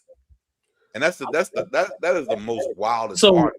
So the ultimate reason is, so the announcement is, so Doncic released a statement confirming the breakup shortly after legal filings surfaced regarding custody and support. So the reason he gave is, he explained that he wanted his daughters living with him in the United States, but logistical and custody disagreements made it unachievable, prompting his decision to end the relationship. So the legal aftermath is the split led to ongoing custody and court discussions between Doncic and his ex-fiancée, spanning jurisdictions in both U.S. and Slovenia. Oh, so she wanted to move back to Slovenia. Nah, Be around her mom. I believe it's more than that. There's no way a whole NBA player that's making millions of dollars in the custody situation, like not custody, but them living in America or over there overseas is the issue. I guarantee it's something else. Bro, this is just what they want to give to the public. You know these like Czech women, bro. Yeah, they're so like family oriented. Like they are. Oh well, that's she'll fuck it up, hey, bro. y'all done dabbled over there, so I don't know. yeah. No, that would be big time. She probably doesn't feel comfortable because he's running everything. She's in a country she doesn't know, and it is what it is. Everything's about him, not her. Ain't shit about. No one knows who the fuck she is and did this right now. So she ain't got no attention. So yo, bro, she's like, yo, I want to go back home, have this money, and then whatever, live her best life. And and if she get the 40, it's gonna last even longer over there. Oh, want me to be honest with y'all? I'll be honest with y'all. In that case, because he made the kind of money he makes, and that's his lady, and he broke it up for reasons, of course for the kids and everything like that. Because I don't think it was something deeper that they just couldn't be together. I'll give it a 40. Oh hell no! Fuck no! I get a 10. I get a 10 for the kids. Damn, I give it a 40. Because here's the thing. Because here's how I'm looking at it though. The reason I'm giving her the 40 because I mean really though she ain't causing no issues. And because again it could be speculation, but we don't know anything. She ain't been out in the media, so all I know she just been tough. So she ain't causing no. So based off of that, she been in the tuck. I'm giving her 40, and I'm calling it a day. Make sure she's straight. Only way I would say give her the 40 if he just wanted to go fuck around a whole bunch of chicks and said, I don't want you no more. All right, cool, give it a 40. then that's cool. If he was like, yo, you know what, dude, I don't like this tied down life. It's me. Like, she's cool. She's willing to do what I want to do. Then yeah, I will 100% give her the 40. I'm with you. I don't think that's what it is though. Hold on. Y'all giving her the lump sum? No, Courtney want to get her the lump sum. But if it was me, and I'm saying I want to fuck around with other bitches, I don't want to. I'm giving her do this. 5. I'll give her the 40. Go ahead and leave it alone. I'm cool with it. Yeah. But if she's like, yo, I want to go back home, my family, this will be better, and also this shit, and you don't see the vision here, you ain't getting nothing. I ain't gonna hold you. I'm too petty. Like, for me, it'll be like military rules. You can get the 40, but it's gonna be $1 million a year. And if another man step into your life, wherever he step into it at, that's your last payment. Okay, I agree with that. That's even better. Yeah, I agree with that. Hey, but I ain't doing shit. I don't want no other bum ass nigga around my kids. But if I was the one who fucked up and I was the one who did it, then I would be okay with doing it. I get fucked up. I get 10 to the kid. I get 10 to the kids, bro. And that's all she got. I give her 40 off the ripper, bro. It's gonna be like the military when the husband died and the military still pay the wife out. But if she get married again, that she did. Should be. Then yeah, you gonna get this $1 million a year. But if you over here trying to get serious somewhere else, then that's your plight. I don't know. I don't see him breaking this up because he want to go mess around with some other chicks. Well, ain't because he messed up. It's just it's just logistical reasons. He gonna be over here in the NBA playing ball, and so that's why he wanted them over there, but they just couldn't come to an agreement because she wants to be over there. She don't see the big picture. My whole thing is my whole thing is this. All this shit's stupid, right? Yeah. You know he is a basketball player and he balls over here. That's how he making the bread. That's how you got the lifestyle you got. He's in the NBA. He's gonna be over here. So he was dating her before he started playing in the NBA, big dog. Yeah, but how long they been together and how long he been in the NBA? Together. I mean, shit, he been playing overseas longer than he been in the NBA. How old the child? I think it was 2 and what's the other one? 2 and 7? No, one was a few months old, and the other one's a 7-month-old, and the other was a 2-year-old. Oh, so they're newborns. Let me think young. Bro. Hey Jay. So do you think what it is with most women? Is it more like just I don't know how it feels to be a man because I know how women are. I couldn't have a woman taking care of me 100% because I would always think something's gonna happen. Like I always be like, you know what, some shit's gonna fucking pop off. Boogeyman complex. But I also that's true though. That's true though. But with women, with men, we don't do that. Like if we commit, we're gonna commit. But I know how women are. I wouldn't be able to do that because I know how women are. Do women feel the same way about men? To protect and provide. Say what? It's in your nature to protect and provide. So you guys are natural providers. So do women feel the same way that we're not going to do that? Like if something happens and we're going to put you out on the street? I do think that a lot of women do think that. I think that because of like some of the men like in some of the men, and I've experienced that, but like they might not like they don't really. So what I've seen is that a man who wants a certain particular woman, he knows that I'll say I don't really want to use the words like he's not on her level, but he knows that he probably isn't the right suitor for her. So what does he do? It's like he shows an imposter. Like it's like that imposter syndrome. He tries to show her all these things because he probably wants to be with her, but he just isn't financially in a position to like maybe build with her at that moment. And then so he probably wouldn't show her that he can't, so it's almost like then it becomes like empty promises or not really any action following behind what he says.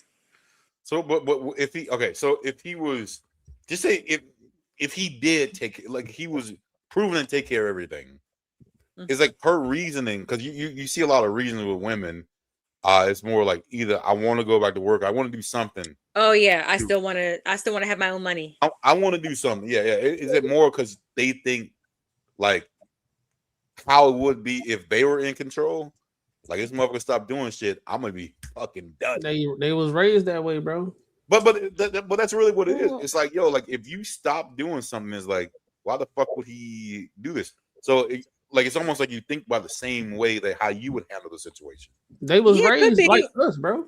I was raised like my dad, like my dad and my stepmom. So my dad, he always said, like, my dad worked 7 days a week and he was the provider, and my stepmother did not work. And so my dad always said, like, you got to make sure.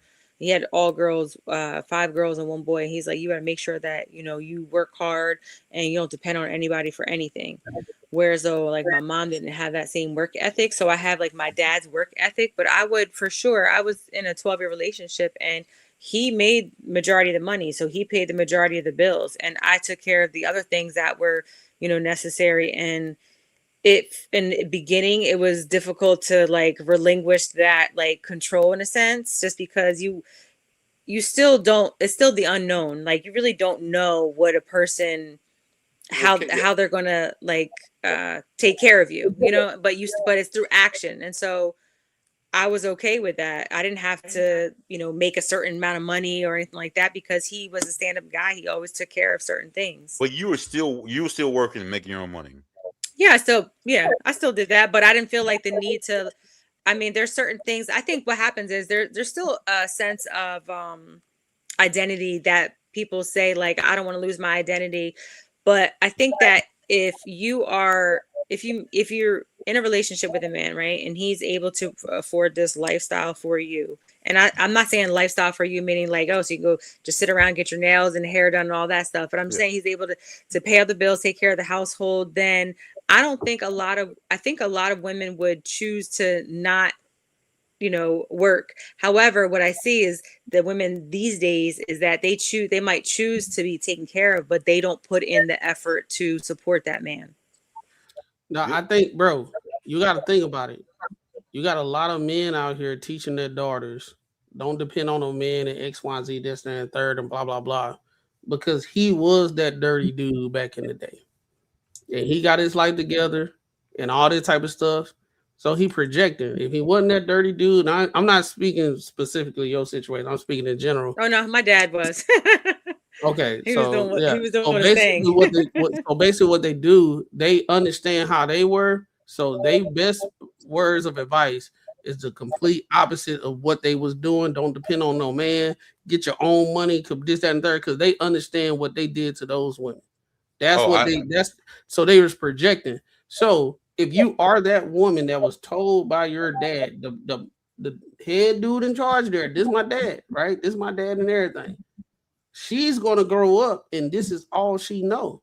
That's the reason why you got a lot of women that are with millionaires or 6 figures, like in the high 6 figures, 500, 600,000, everything, and she still want to go do something. Because my dad told me, don't depend on no man for nothing. I still got to make my own name and this, that, and third, and blah, blah, blah. Because that's what she was raised in. And then you can still do something. Black people, yeah, but the thing is, I'm not saying that you can't, and I'm not saying women shouldn't. I'm saying when it get to a point that it's like you feel like you're nothing if you're not doing nothing. Because based off how you was raised, that's the difference. If I was a chick and I saw how my mom was being treated, and I seen how my sister and all that type of stuff treated, and they met a man's of means, I would be cool being at the crib, taking care of the children, doing this until they get to a certain age. Now they at school, they doing their thing, and I help with the house, or I just get me like a little side gig or something like that. Nothing crazy. I'll be chilling.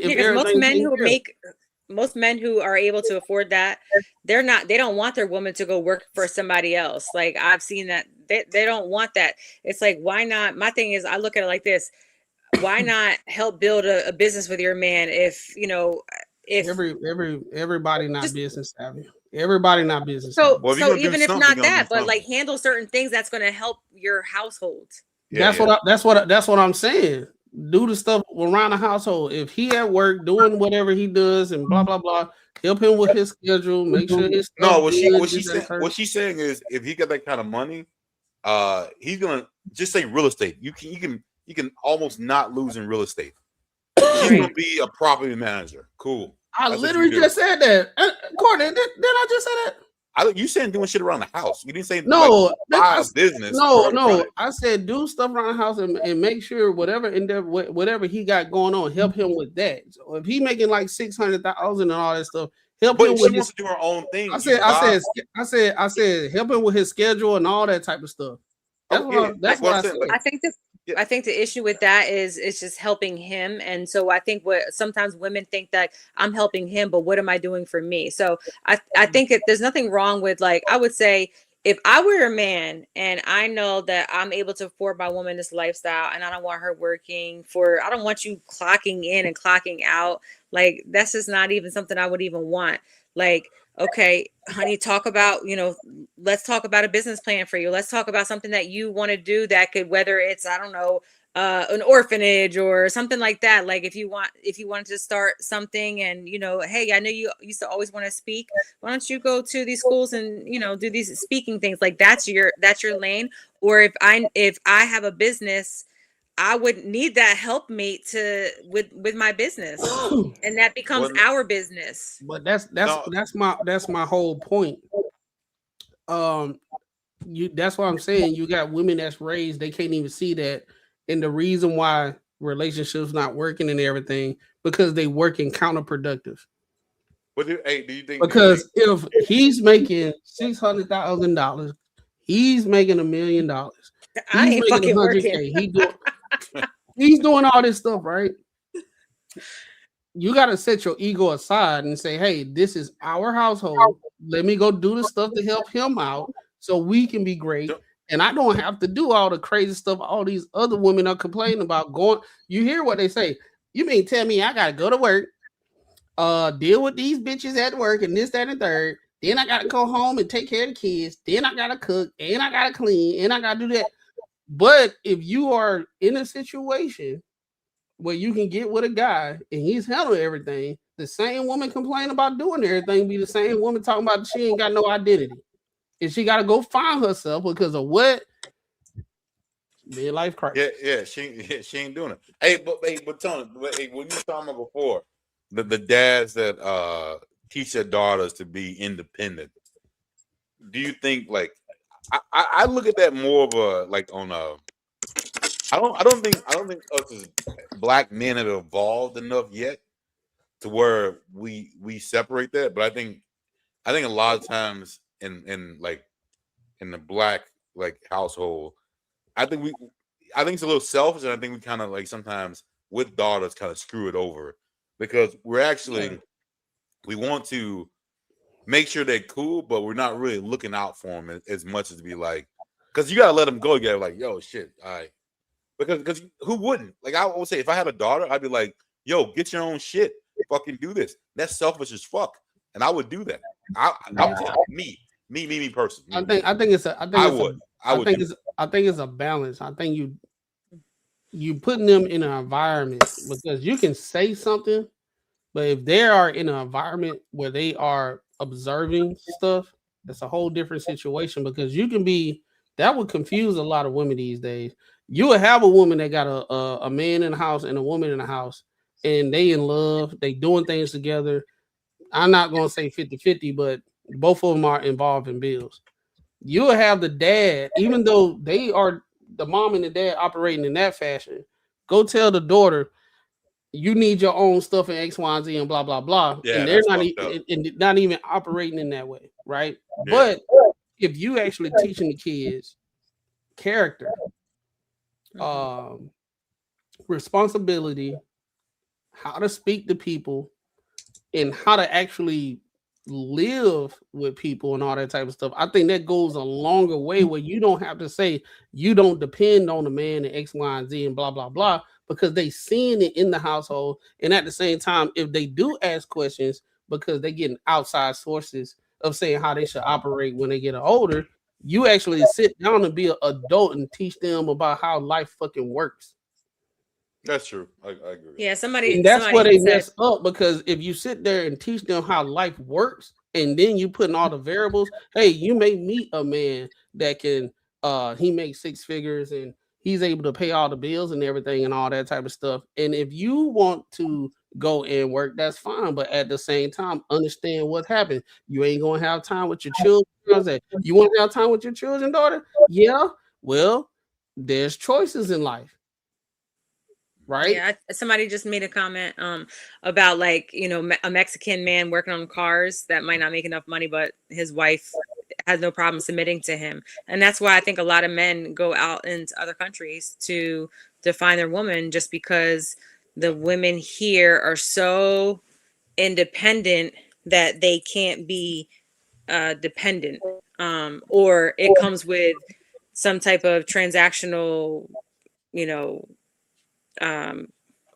it comes with something, like it has to be, what can you do for me? I'll put it like this: the average income for a woman is like 48,000. Somebody lying. You ain't too damn independent. Somebody lying. So it's either we can look at the data statistics and see the average income of women is 48, but they climbing, they doing good, and they ride the coattails of like successful women. That's really why I say somebody lying. You depended on something in this economy. At the end of the day, if it's not a man, it's something else, right? But they get online and be in different friend groups and all that type of stuff, saying how independent they don't need no man, X, Y, and Z. But when they go home, that's a different situation. So Yeah, if it's the like average woman doesn't want to income, submit to a man who isn't making that money, but they'll submit to a man that really isn't providing anything but a dinner. right? So this how I know, and this is I didn't get this from anybody online or nothing like that. I observe all the time when elections come. I hear before elections, all women are killing the game, making more money than men and X, Y, and Z. But in elections, there's not livable wages. Somebody lying. If I look at the data statistics, it's 48,000, 48, 49,000 on average for a woman to make. But then when it come around elections, nobody's making livable wages. Somebody lying. So when I be hearing all these women online saying that they making X, Y, Z money, I need a man to be on my level and everything. I'm like, y'all, somebody lying. Maybe her, but not all y'all. But let's be honest, let's be honest, most relationships, everybody in the household is working. It's always been that.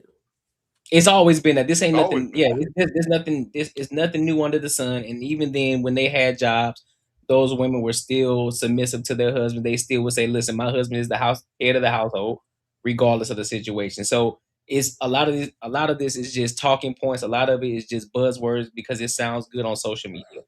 And I want to add, with somebody in the chat said, it says so men can pay their own bills, but women can't. This is my issue with a lot of women, because nobody say anything that y'all be saying. Nobody said that. I just stated what is. I said somebody lying because women saying they make X amount all the time, but the average income is $48,000. I'm saying you depended on somebody, because if at the end of the day, when it gets to the point of elections, everybody asking for the government to implement things so we can have a better quality of life, that means funding, resources, and money. So if that's the case in general, all of us is asking for that. Yes, everybody is having issues with on a financial forefront. But what I was drawing a correlation is you got all the women saying that they are good, they don't need a man, and they are self-sufficient, when that is not the case when it comes down to elections, when people having their hand out. Please keep up with the conversation. And on top of that, there was a point. There was a point where there were a lot of women who were buying houses. The next thing you know, they were the highest ones getting their homes foreclosed on too. So there's when we're having these conversations as well, I need people to stop talking about these talking points too in the comments. Exactly. Because when you're having real life conversations, Real life conversations. When we're talking about women who say, well, I got my own, I make my own money. That's cool. Phenomenal. That's great. I'm glad you are a responsible adult. I'm glad you're not around here bumming it out and you're not on here asking for, a GoFundMe. I'm glad you're not doing that. So you're a responsible adult. I mean, but if you want to be 110% honest, you shouldn't be out here by yourself anyway. You should be with your parents until you find the right man that'll come put you up, and then you transfer from your parents' household into that household. But hey, that's for a whole different day, a whole different conversation. If we want to break it down to the nuts and bolts and have a real conversation, because we're talking about how fathers talk about, well, you want to make sure you got it on your own. Well, your father should be taking care of you until the right man comes along, because he's supposed to vet that man that you're supposed to get married to, and then he gives you the okay, like, hey, this is a good man. Now I'm gonna hand you off to him, and you make sure that he take care of his woman. So, let alone, you shouldn't be out here by yourself in the first fucking place if you want to have a real conversation. But I digress. Yeah. But any final thoughts on this before we move on to this next topic? Let's hit that next topic. Hit the next topic. Marcus said hit the next one. But let me read this super chat really quick. Yeah, you right, man. Making money is me, man. 10 years, man, you're gonna have matching Benzes. 10 years.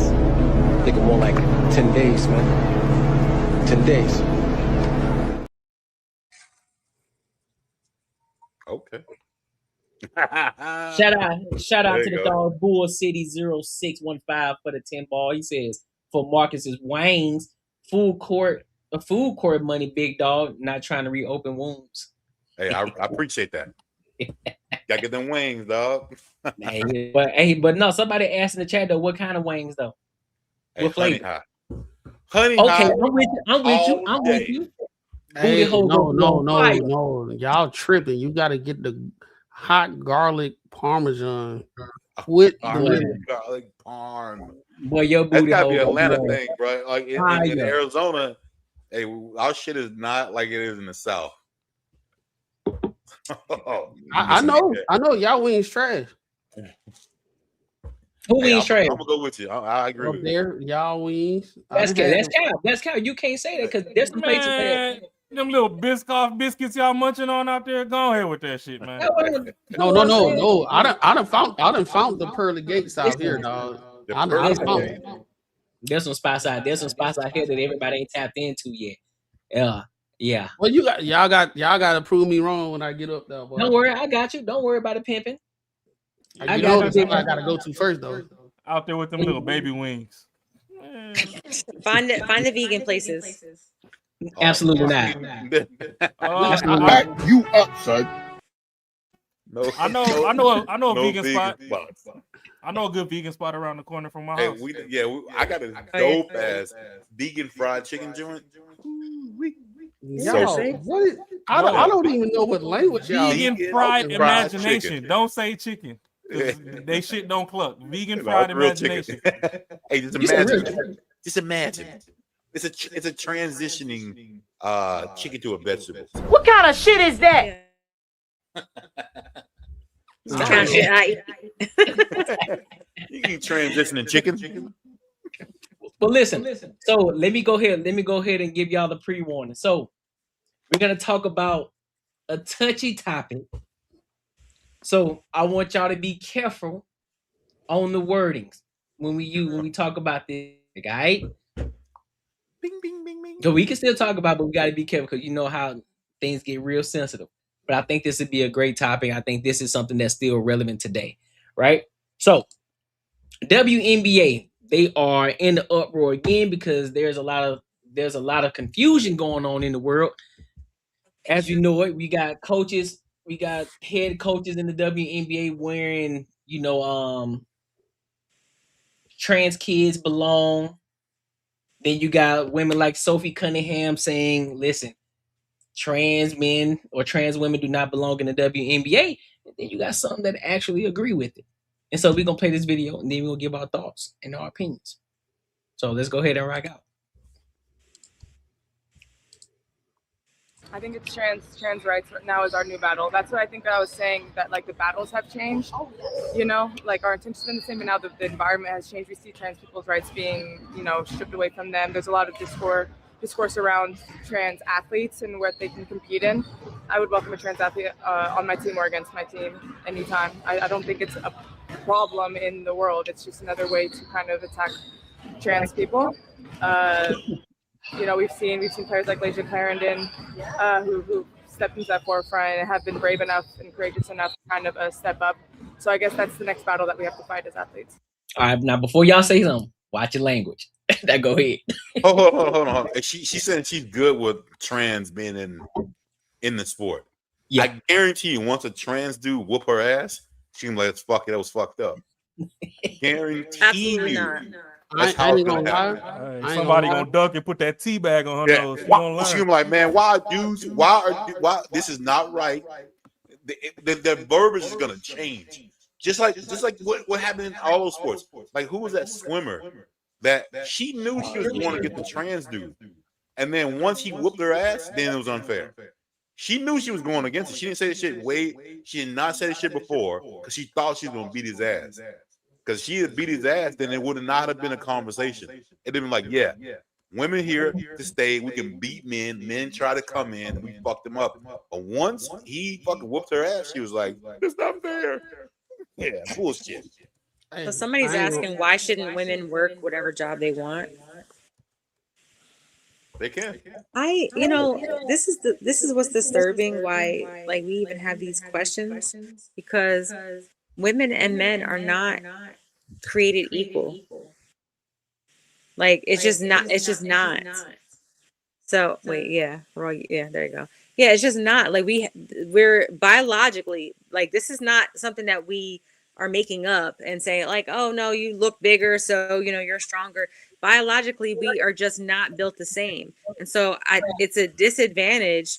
It's just not fair. It's not a fair game when a woman, a man, whatever, trans man, like, that's the right terminology. I don't know, because I don't really get caught up in that stuff.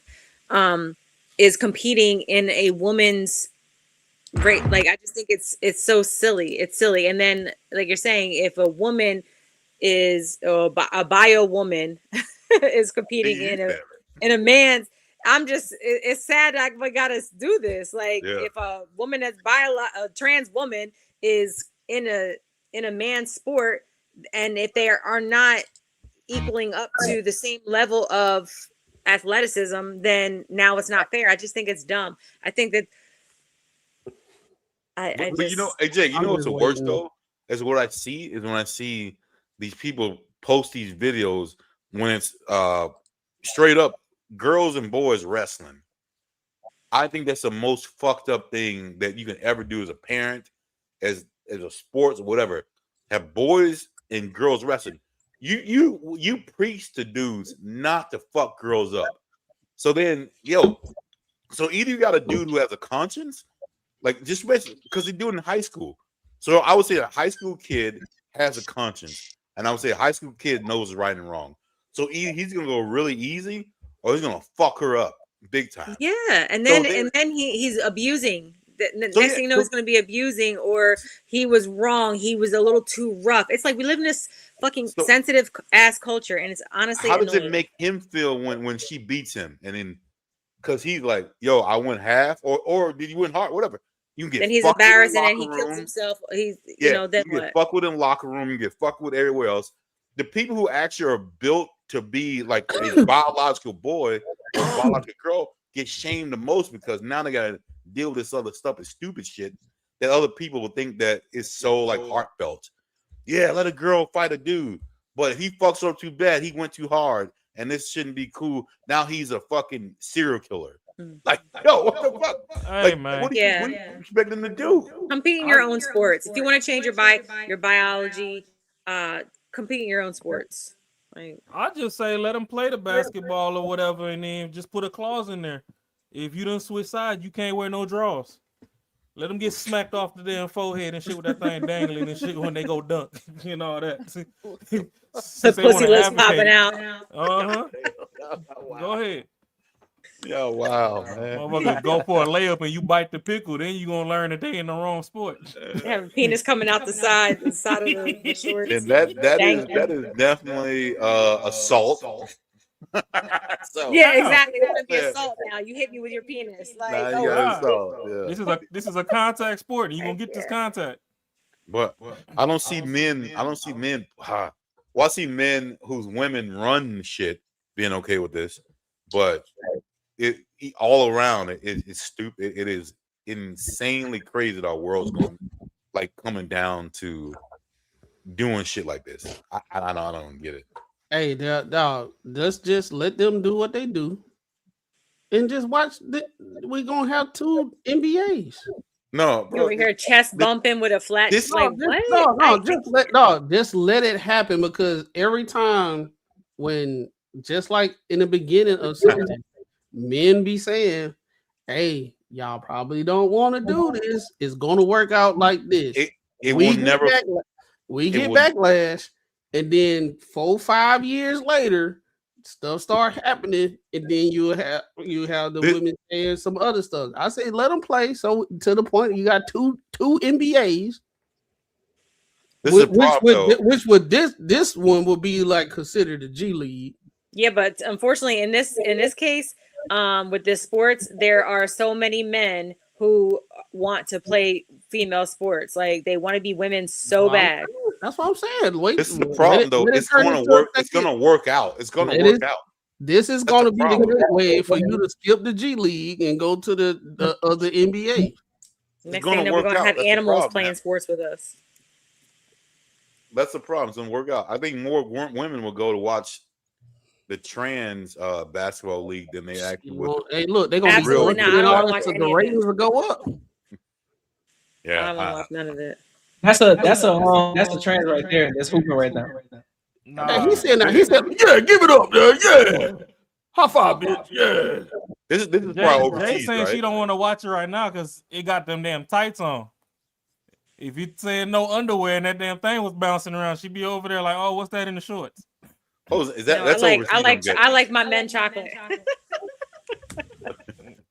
Shit, they gonna have Snickers bars in there too. It's coming. Oh God, no, I can't even. I don't want no parts of it. Okay, none. Bring back men. Okay, masculine men. So let me ask you this, Jay.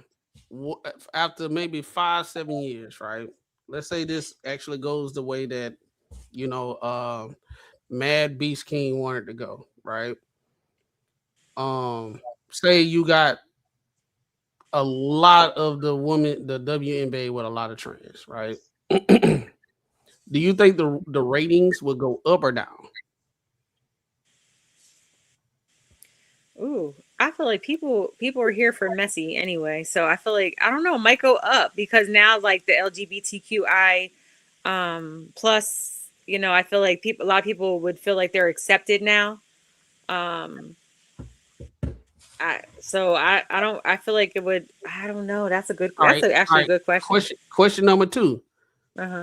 The women, the cis women that could have been that's there. a real woman. Okay, got it. The cis women that could have been there, but you got trans women in there. What are they going to do if they can't make it to the NBA because there's an influx of people that's there that they getting replaced? So what they gonna do? They can't. What they gonna do? We fucked up. That's what's gonna happen, right? I don't feel like there's any. I feel like there's no way to make it sound good or look good. Yeah, I just think that it needs to be a trans league. You need to have your own league, trans league. I'm gonna tell you what's gonna happen. You're gonna have a bunch of women that's not gonna play college basketball because they already know what's about to happen. Yeah, trans league was the best. So they're gonna be sitting there like, if because everybody advocating for the trans community to play, I'm a cis woman that want to play. My chances was already slim when it was just all women. But now this is going on. You mean tell me I got to be better than a person That that needs men. transitions. That needs men. Why would I even go into college now? It's not a fair advantage at all. And that's the for the lady that was in the chat. This is what we call a snowball effect, right? At the top, you got trans people playing. Now the snowball effect is the result of the at the top that go all the way down to the bottom. So this is what we actually having the conversation is, all right, who is all going to be affected by this and how are they going to be affected? Hey man, y'all over here giving all these excuses. Women need to pull their asses up by the 6-inch high heels and get out there and go play with Joanna Man. I don't want to hear no excuses. I love you, Joanna Man. Joanna Man. The hell? Pull yourself up by them 6-inch pumps and get on that damn court. Yeah, that's insane. Yeah, hell nah. Dinner at 5. Now then you gonna have more.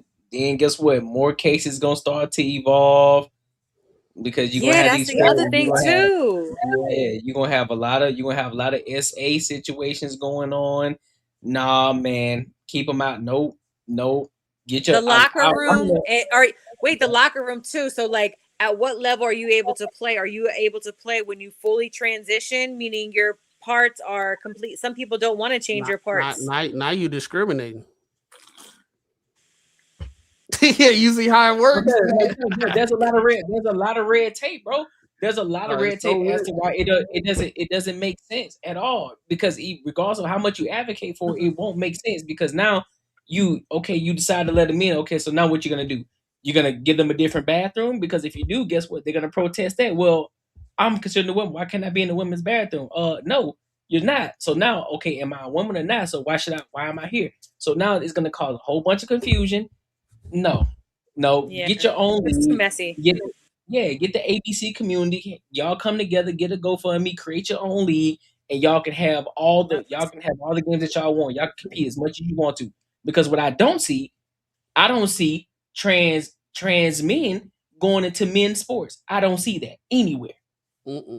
I don't see it at all. I don't see them trying to get basketball, sports, Olympics, running, swimming, none of it. I don't see it. Because I seen one boxer and they actually won against a dude, bro. You seen the trans? Hold on, wait, what now? A trans man boxer, and he actually won against a man. Yep. Oh, for real? Yeah. That testosterone must have been on overload. I seen one. But you know what? Maybe also like that man was like a little nervous on to put the full force out.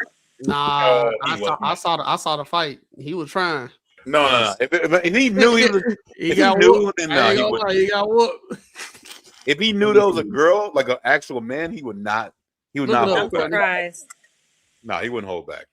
But if he thought it was an actual woman, then it's different. Well, it was a woman. It was a woman that's a man now. Where you saw it at? You saw it on YouTube? They would have known, though. No, it's been a couple of years ago, bro. I'm pretty sure they would have known that was a whatever. You know. Oh, whatever. You know what I'm talking about.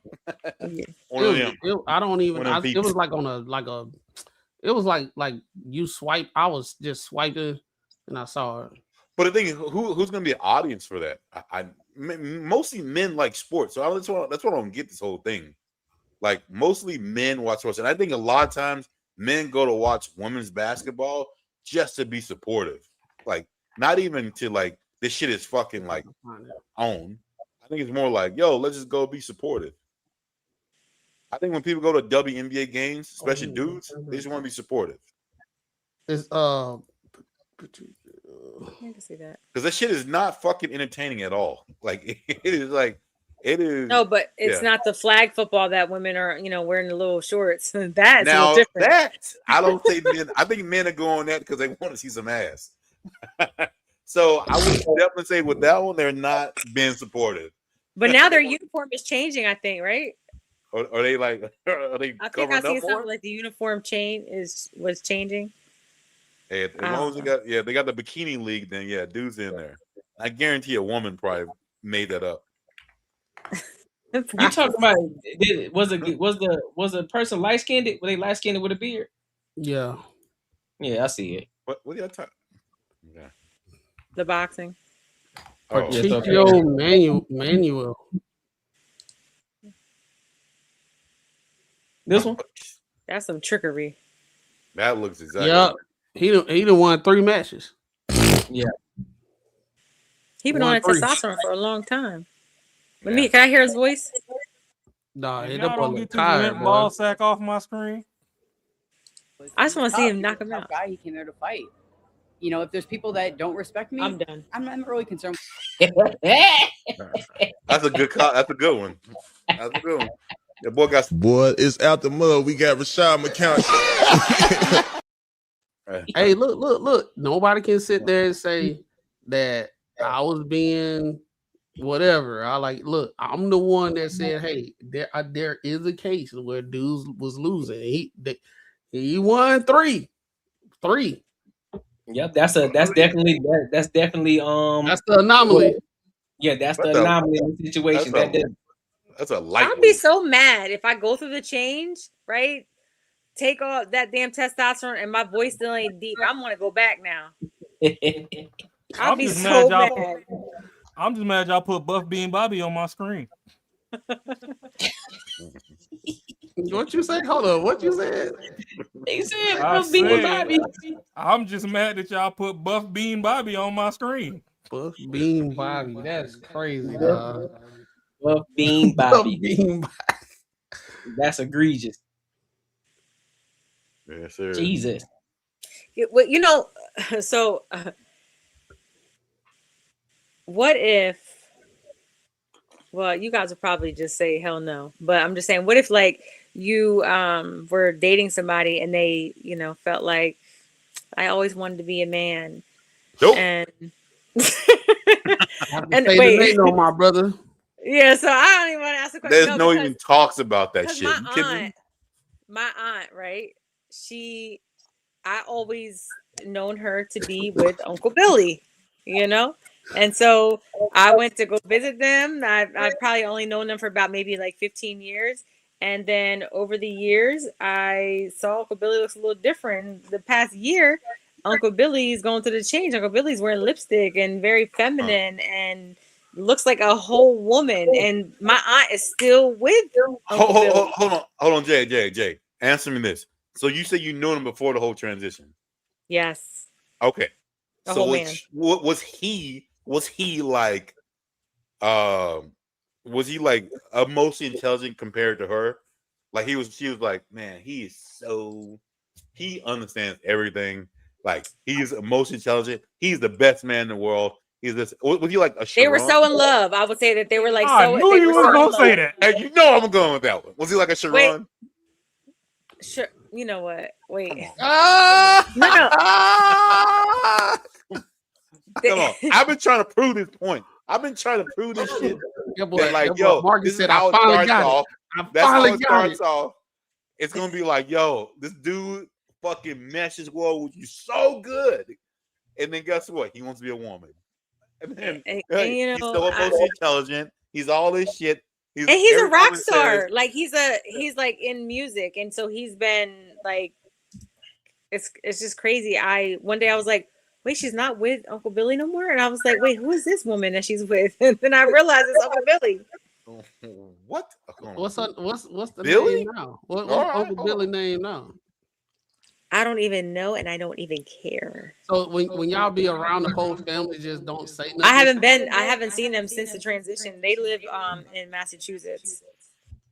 So And I haven't. The women that stay with him, they're like, yeah, this is my new girlfriend. That's what I'm saying. So like, if you no longer have a penis, are we still if you have a penis, are we still having sex? Like, do you still want that? Like, or are you going through the change? They girlfriend talking now. They're like, yo, what's up?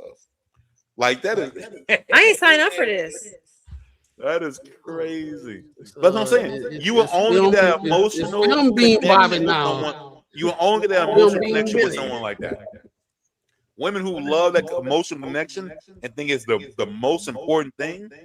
That's what. Yeah, happens. I have emotional connection with my best friend. Okay, but she don't have no D.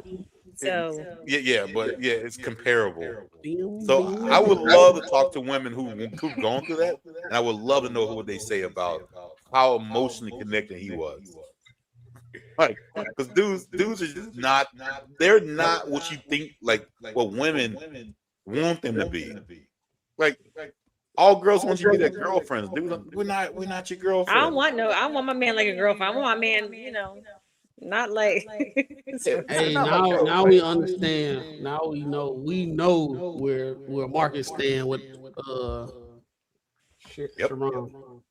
Oh yeah. I'm not saying that was a whole stray. No. I'm not saying that he wants to fuck with dudes, but I'm just trying to say that he emotionally gets with his wife. Like they are fucking on. They're there. But I think that's great that you're. That is not great. That is not great. No. Well, on the same. Like the same on a level? woman side, yeah. Like for me, I wouldn't want my girl to be like me, like a dude. I'd be like, what? No. Hey, that's some woman shit. Hey, do some fucking crazy woman shit. Don't be like that's weird to me. Hey, that's if my girl was like everything that I was about, that'd be weird as fuck. That's a fair point. Hey, Marcus cooking, because if I had to sit here and I'm like a manly man, and in my only way let's go I fishing. can actually appreciate my girl if she start acting like a dude. What's up, baby? Everybody be looking at us kind of wild. You gotta go. But if you flip it, that was the weirdest shit too. Intelligent and he understands his feminine side and all that. We're on the same level. It's like, really? I don't want to be on the same level as my man. I can tell you that. Like, I feel like that. If I'm on the same level as you, like with emotion, I need you to come check for me. Like, I need you to like. We think totally different. Like with someone who's. I don't know anyone who's ever been in charge and who's actually like reliable in charge that people like them. Like people don't like all the time be like, man, because you like when you get like when someone like gives you advice or like advice that you need to take, typically people don't fucking like it. It is because you're probably doing something that you're not supposed to do. If everything feels too goddamn good, then to me, that's something's not right about it. Well, I want it to feel. I want it to feel good. I don't want it to be. I understand that's how women think about it, but how men think about it. Oh yeah. Like how I think about it, I don't want everything to feel good. I've been in a situation. You're toxic. That must be a toxic trait you have. No. Oh, I want my woman to be like, yeah, hey, I'm cool with you go fucking other chicks. I'd be like, oh yeah, that feels too good. That's not right. Oh, you mean that way? No, you get that one though, huh? You get that shit. All right. Hey, hold on. That's what I'm saying. Like, if it feels too goddamn good, do that topic. Right. It's not like you have to be able to decipher like certain things that are good. So, like, that's what I'm saying. So, but a lot of people like that. Oh my god, it feels so good. This means it's right. You're crazy. Okay.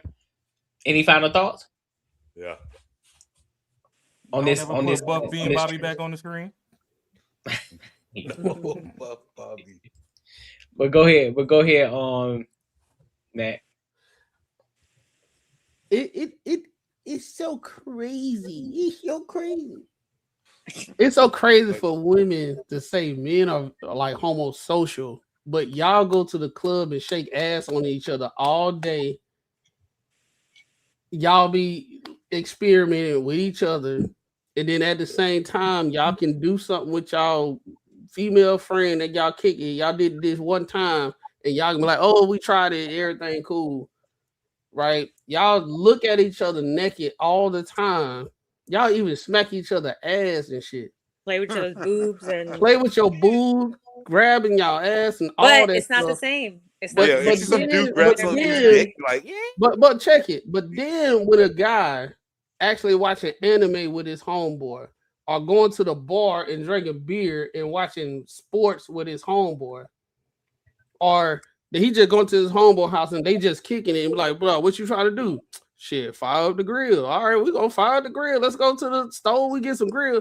She talking about this is homosocial, but y'all be sitting there doing the most homo shit. Because men and then if a man call it out, y'all be saying that we gay, or y'all say we just insecure or some shit. It's Yeah, I the don't most agree with that. dumbest logic. I think it's nice when guys hang out with their their guy friends. I think it's cool because like you have to have some kind of outlet. I just like it because if I'm gonna hang out with my homegirls, like I dated somebody and he never wanted to do anything with anybody else but me, and I'm like, I'm gonna go on a trip. What am I gonna do for 3 days? I don't know. Like go hang out with friends. Those are the type of chicks. Those are the type of women that grew up and they don't have any character. They're not funny. They don't have any hobbies. The only thing they like to do is go eat and spend money and receive stuff. If I go kick it with my friends, yes, it's way more fun kicking it with my friend that I known for 20 years than kicking it with you, because when I'm with you, I gotta work. I gotta pay for the food. I gotta do this, and all I gotta. And when I do all this, guess what I gotta hear all day? This is nice, ain't it? Yeah, it's nice. It's cool. It's cool. Yeah, it's so romantic. What you think? What you thinking about? I'm thinking about how they're having a good time with you. Me too. This is nice, right? Let's take pictures. Same shit, right? But then we with our homeboy, we going golfing and we kicking it. We done got our high score and shit and this, that, and the third. It's not a situation that we prefer being with our homeboys more than you. It's just men like shit and women like shit. That's all we said. That's all. I like kicking it with women, right? And I like kicking it with my homeboys. But when it get to the point of stuff that we like, I can't go to the movies and bring you to go see Thor. You're going to be sitting there like this the whole goddamn time. It's just no stress when you hang out with your boys. It's no stress. It's no stress. Oh, bro, hold on. Say what the fuck Hey, you wanna Courtney, say. have you ever heard homosocial? Nope. Never used it. Never heard it used before in my life. She's saying homosocial is not gay, but homo means you gay, right? I'm so sick of everybody with these damn terms. So it says that it's a non-sexual, non-romantic social bond, friendship, or interaction between people of the same sex. But she used it. She used it in a negative connotation. Yeah. It's no one you. She used it in a net. So it's based off how you use it, I guess. What way? Listen, I ain't putting nothing homo. I ain't. Yeah. Anyway, homo. There's no way know. you can make it positive. There's no positive when you say homo. Not one. You can't tell me one thing that says homo that's positive. Well, she just taught me a new word. Bro, that's one thing I've never heard. Bro, I guess we getting aged out, bro, because I never heard that, bro. But everybody come up with new terminology with everything. Words have meanings, bro. Like you can't be like it only matters the way I think it should matter. Like that'd be weird as fuck. Like if I say fuck you, but I didn't mean it that way, and you shouldn't take it that way. And you're I was saying like fuck you, like bitch. Yeah, I was saying, yo, hey, fuck you, man. Nah, I mean, bro. Hey, but I said the other fucked up way. But like, well, now I can change it up. But I mean, when shit don't have meanings anymore, then what kind of world are we living in? No, dictionary. What it is, you got a lot of women that didn't get, they don't know what the DSM 500. They ain't read it. Yeah, they ain't read it a day in their life, but they like to come up with their own scientific terms to make it seem like they some type of pseudo intellectual. Oh, they are very homosocial. What? Oh, hey, we about to fight now. What'd you call me? Yeah. No. I said you was homosocial. Look it up. It doesn't mean you're gay. Why you wigging out, bro? why you tripping? Why you tripping? No, she didn't mean it in a negative way, but it's hard to. I feel like with straight men, like it's hard to. No, but hold on. But like, hey, look. I'm reading what she said. I think she knows she's gonna get that reaction. One thing I know, and two things I know for sure.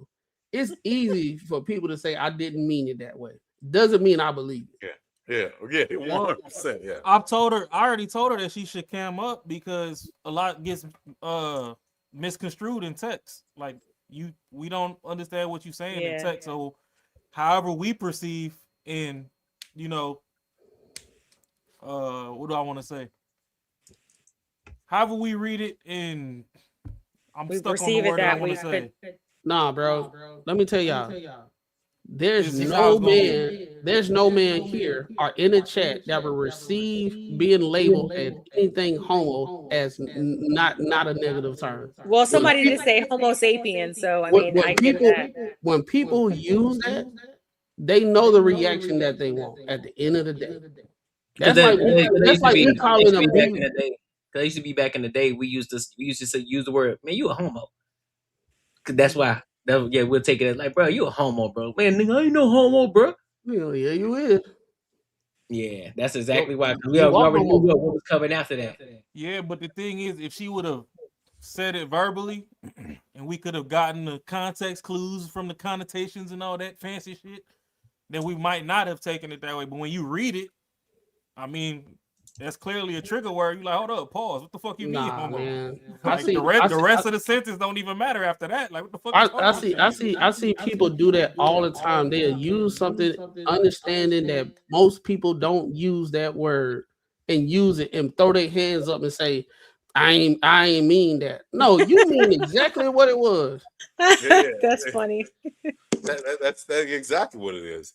Like I don't People think know, bro. But I'm so tired of people acting like we don't know what people be doing or what was the initial point of you doing something. Oh, I didn't mean it like that. You know, people don't use homo social at in a all. positive way. No, nobody use it. We're not that far anytime we was up here, or you heard, bro. We listened to so many podcasts, so many social programs. We done been out at kickbacks. Ain't nobody say homo social. That's a fact. I mean, that's what the young kids, I guess, are doing now. Because I mean, You say that's my boy. That's my boy. That's my homegirl. I mean, that's almost like some people. I think eventually, probably probably 20 years, the N word won't be as bad as it is. Like with me, it resonates a lot different than it would probably resonate with a lot of other people because of our age difference. But like at some point, I think we're gonna get to a point where words don't even fucking matter. Words gonna be just nothing. But honestly, like you go to conversations though, like debates are almost like motherfuckers that speak a different language. Like it's almost like you're talking in English, but it's like you have to define a word.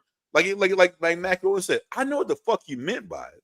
But now we got to define a different word to say, nope, that's what I know what the fuck you meant by it. And now we're gonna focus on this word more than anything else, which is fucking crazy. Nah, hey, look, certain demographic of debates is like that.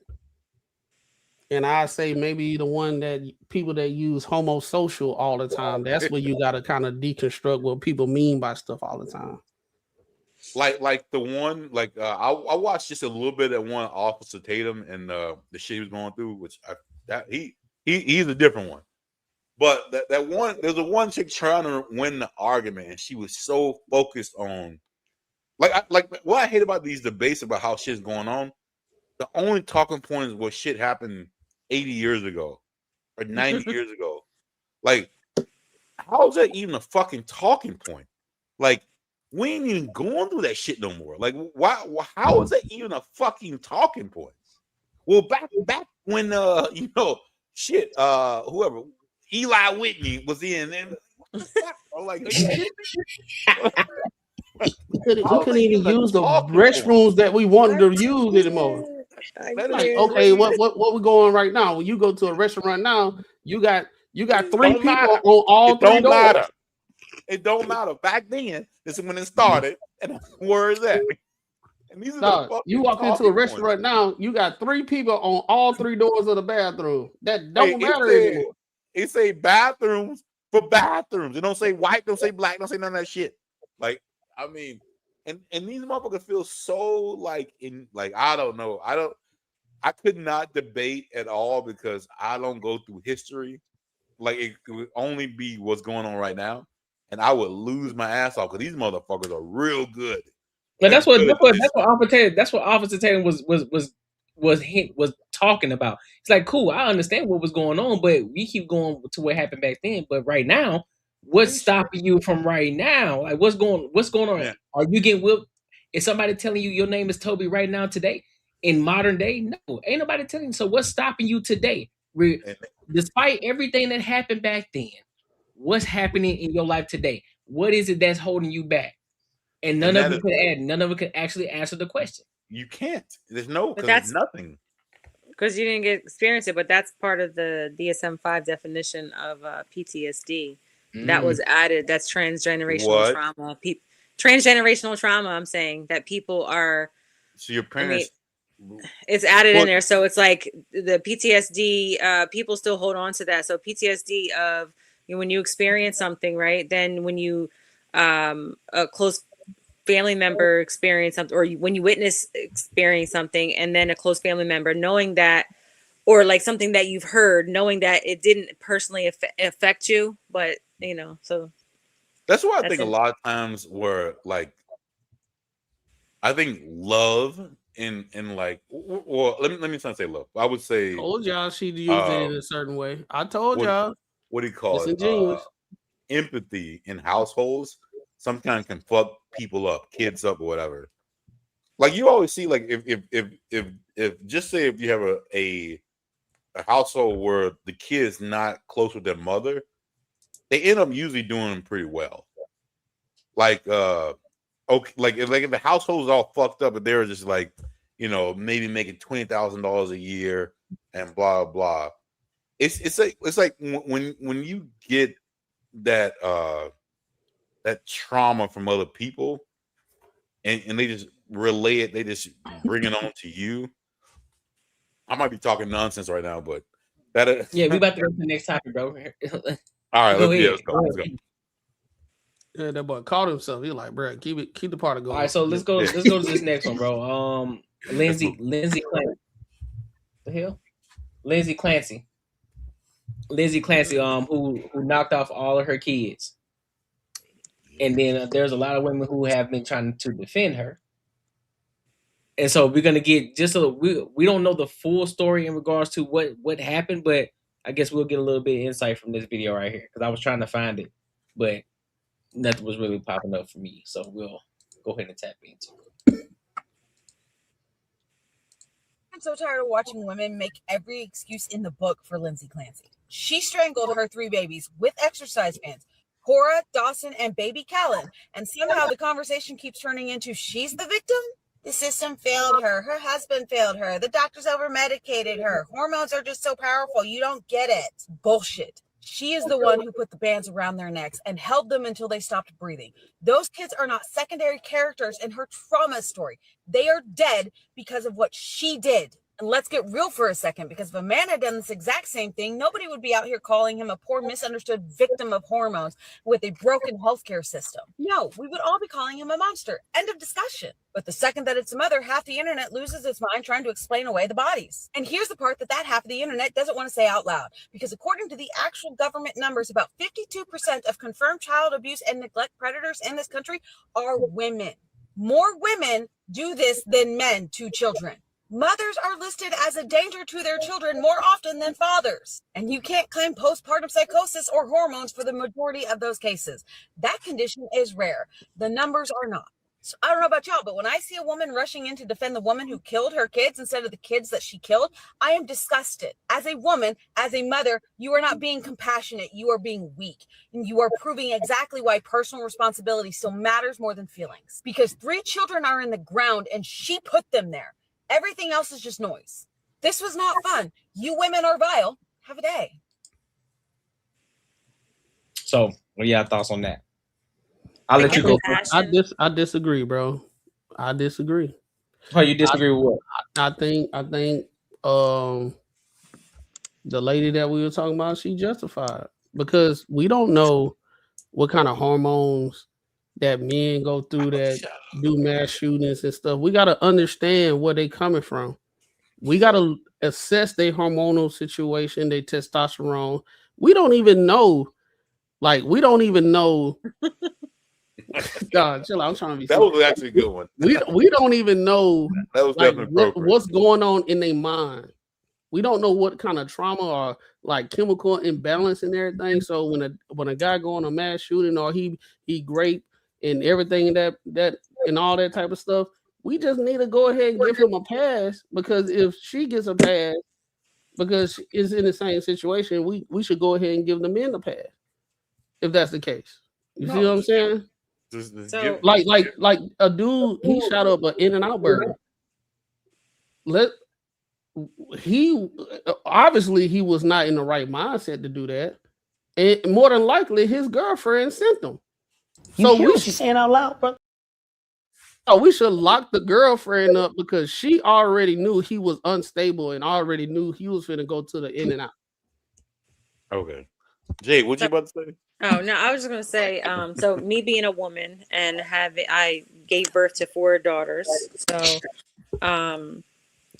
and so I appreciate you trying to act as if you were being very considerate, right? With the testosterone and hormones, but it's not that.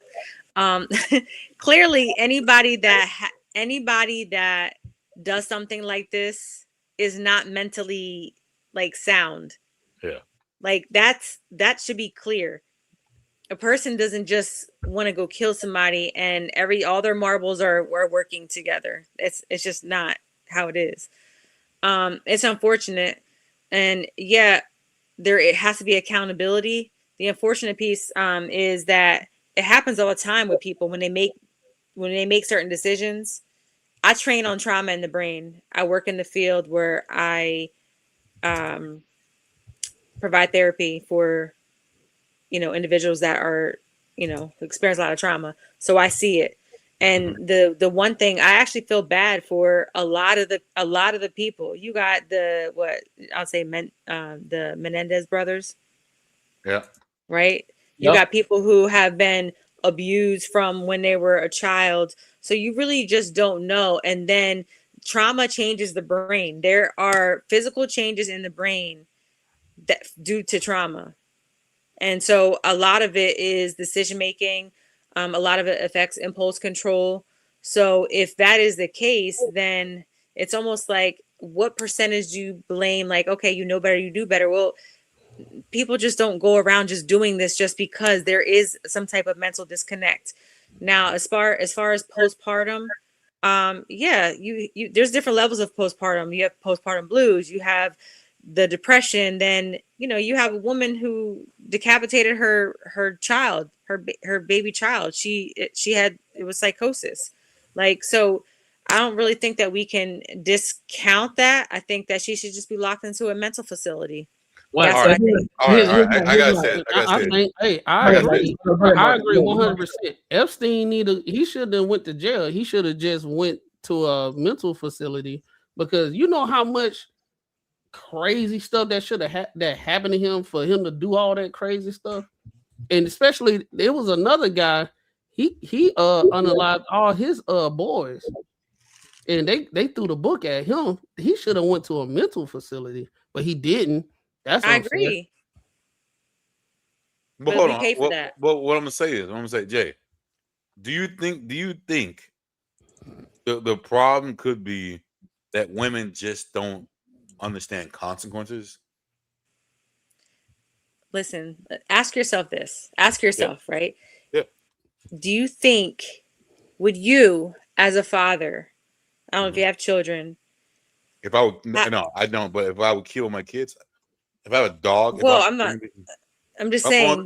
Could you, as a father, Marcus, say you with a straight face? unalive.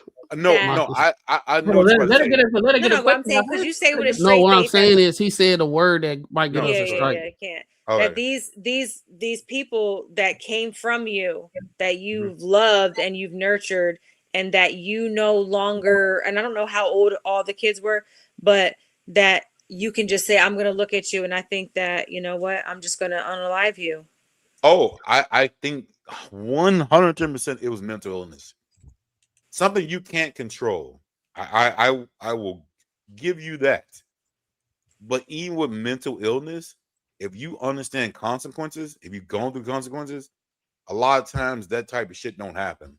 But consequences, that means the part of your brain that has a higher level of functioning has to step in. And if that part of the brain is not working properly, right, then yeah, but there's a like what word I'm trying to use. There's a rhythm of what it is. If she was constantly people talking to me, going wild, shit, she's schizophrenic. 100% probably doesn't have any like whatever. I feel this girl this lady was going through some shit, some emotional shit that was probably not good, but she wasn't schizo.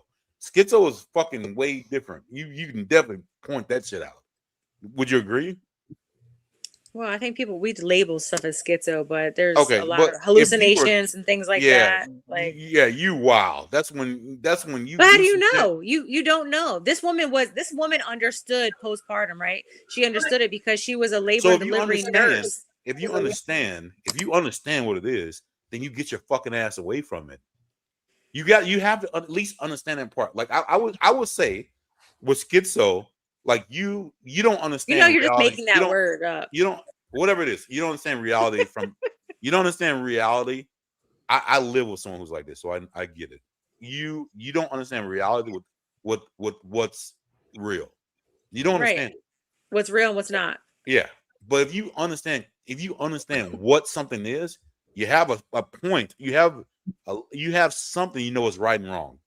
Here's what I think. I think you're giving too much credit for a person who is experiencing that. I think that because the reason why I say that you're giving too much credit is because people kill themselves because there's that breaking point, right? That affect that overtakes, right? So my thing is, I'm looking at this like, she had 3 children. Yeah. How was she with the first one, with the second one, now with the third one? Did she have supportive people? I believe like she had a husband. She waited till her husband left or whatever the case is. Like, and then so it's like somebody's telling me to do this. Like, that is a real thing. I've worked in psych it'd be way easier to kill myself than somebody else. Hey, for you, because let me ask for most because you ain't got to deal with nobody. Like you have the but she tried to kill herself. Point of information. Somebody else. Point of information. What was she diagnosed? I don't know. That's the thing. Like, I'm curious to know. That's my issue right there, right? Nobody knows if this shit is going on, if she got diagnosed or anything. But we just jumped straight to that assumption and let her off. There's no diagnosis in the case, in the trial, or nothing. Nobody said she had nothing. It's just the internet just jumping to the conclusion maybe she got something going on. Why does she just a crazy motherfucker that just need to get locked the fuck up? Yeah. And the thing is, why we I think the diagnosis was postpartum. I believe. I don't know, but my thing is like, what were the behaviors? Did she have mental health issues before she had kids? What is the diagnosis? Because then if you have the diagnosis, you'll understand what level of postpartum that she had. No, hold on, because people always do this, right? They always like to throw stuff in there, and then like maybe she do got postpartum. Oh, well, I heard that she got postpartum, whatever. And okay, what level? Because there are levels, so we can't put all postpartum under one umbrella and say because she had postpartum, this is the case. Because there's different levels of postpartum. In the extreme case, it's only 7%. They actually have the extreme case that do this. If she was diagnosed with that, I'm still not giving her the whole benefit of the doubt and just excusing this.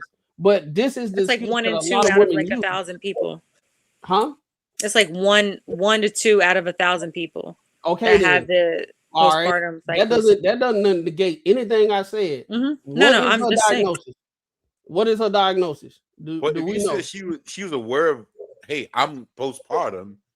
That tells me that she has some awareness. But at the same time, most people are schizophrenic don't say it. They think what they're saying is real. They don't ever say like, "Yo, I'm crazy." They never say that shit. But this the thing. There's different levels of postpartum. 100%, and none of those levels should ever. My whole thing is, a lot of people are just saying stuff that they don't know, and just trying to throw it on the wall and give her the benefit of the doubt and try to teach people about postpartism, it could be this, it could be that. When we got 3 kids, it's 3? Yeah. That's gone because of her. And there's a woman that took her kids and drowned them in the tub. And now they trying to put it on the dad, trying to saying that he must have drugged her, and then when she woke up, he convinced her. He convinced her that that's a good point. Not that part, not the dad putting blame on the dad, but that's a good point that there's also a such thing as like, did she do drugs? Because there's drug-induced schizophrenia as well. There's up, bro. Yeah, I mean she should be. I ain't giving no excuses. All that analysis and all. I'm well read enough to understand some stuff, right? This situation, there's no. I went in and tried to do the research because I understand people was going to use this point that she crazy or she had postpartum, the stress of her being a mother. She probably was a mother. The dad probably wasn't. Everybody throwing this stuff. I already knew this was going to happen. But I need the diagnosis. And if there's no diagnosis, and the only thing that got is that she was diagnosed with postpartum, what level? Because if she don't got the level that when women actually go to the psychiatric when they get held for that, if she ain't got that, ain't no excuse, ain't no benefit of the doubt, ain't no sympathy, nothing. She gotta go. Because I believe majority of women have like postpartum, but it's just different levels. Why in the hell back in the day all these women was having all these kids, but you never really heard about postpartum, and it wasn't a big old thing where they was unaliving all the kids and all that stuff? Women had more support though back then. Anyway, it was a village that was taking care of, like, everybody in the neighborhood was helping you take care of your kids. But hey, Jay, do you not think that if people were introduced that ain't an excuse, that this type of shit wouldn't happen? I understand you trying to say like it still would, and I think it would, but I think it'd be a lower rate. That if people said this postpartum thing is not an excuse, you do whatever the fuck you do, shit is going to happen to you. And the thing is, I think that would cut this type of shit from happening. I would say in half, if not more. My whole thing is, bro, how mad I am right now because this situation happened. I'm not seeing that in a general population of these kids being unalive, bro.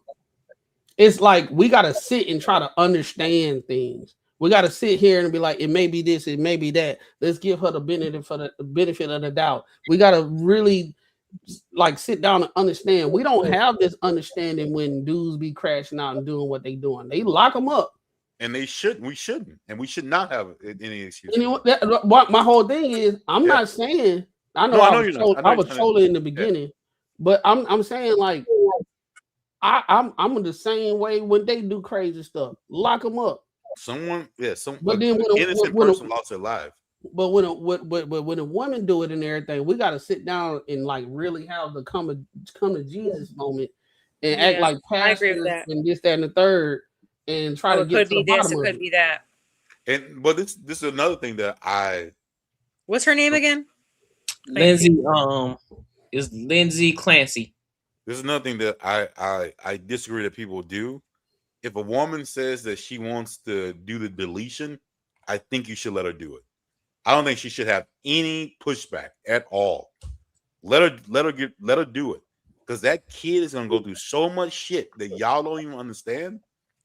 But what if you wanted the kid? What if it was you and you wanted the child? And you asked to just relinquish your rights? But hey, is that gonna ever happen though? I'm just asking. No, it's rare. In a perfect world, yes, cool, yes. But if a mother says, "Yo, I don't want this kid," you should not make her have it. No, like 100%. You should never push that shit. This is a perfect point. I thought about this, bro. I think the unaliving of, I'm gonna call it shabortion because we can't say the real word, shabortion.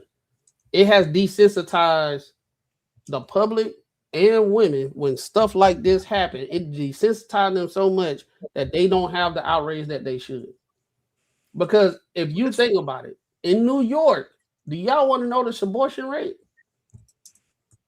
But it's way different from kids who are actually conscious. No, check it out. The What is it? shabortion rate is 50-something%. That means 1 in 2 kids are not going to see the light of day.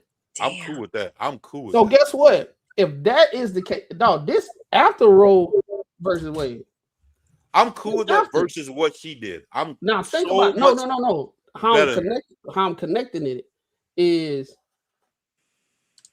if that is the case where people feel like they can do this abortion at that level, right?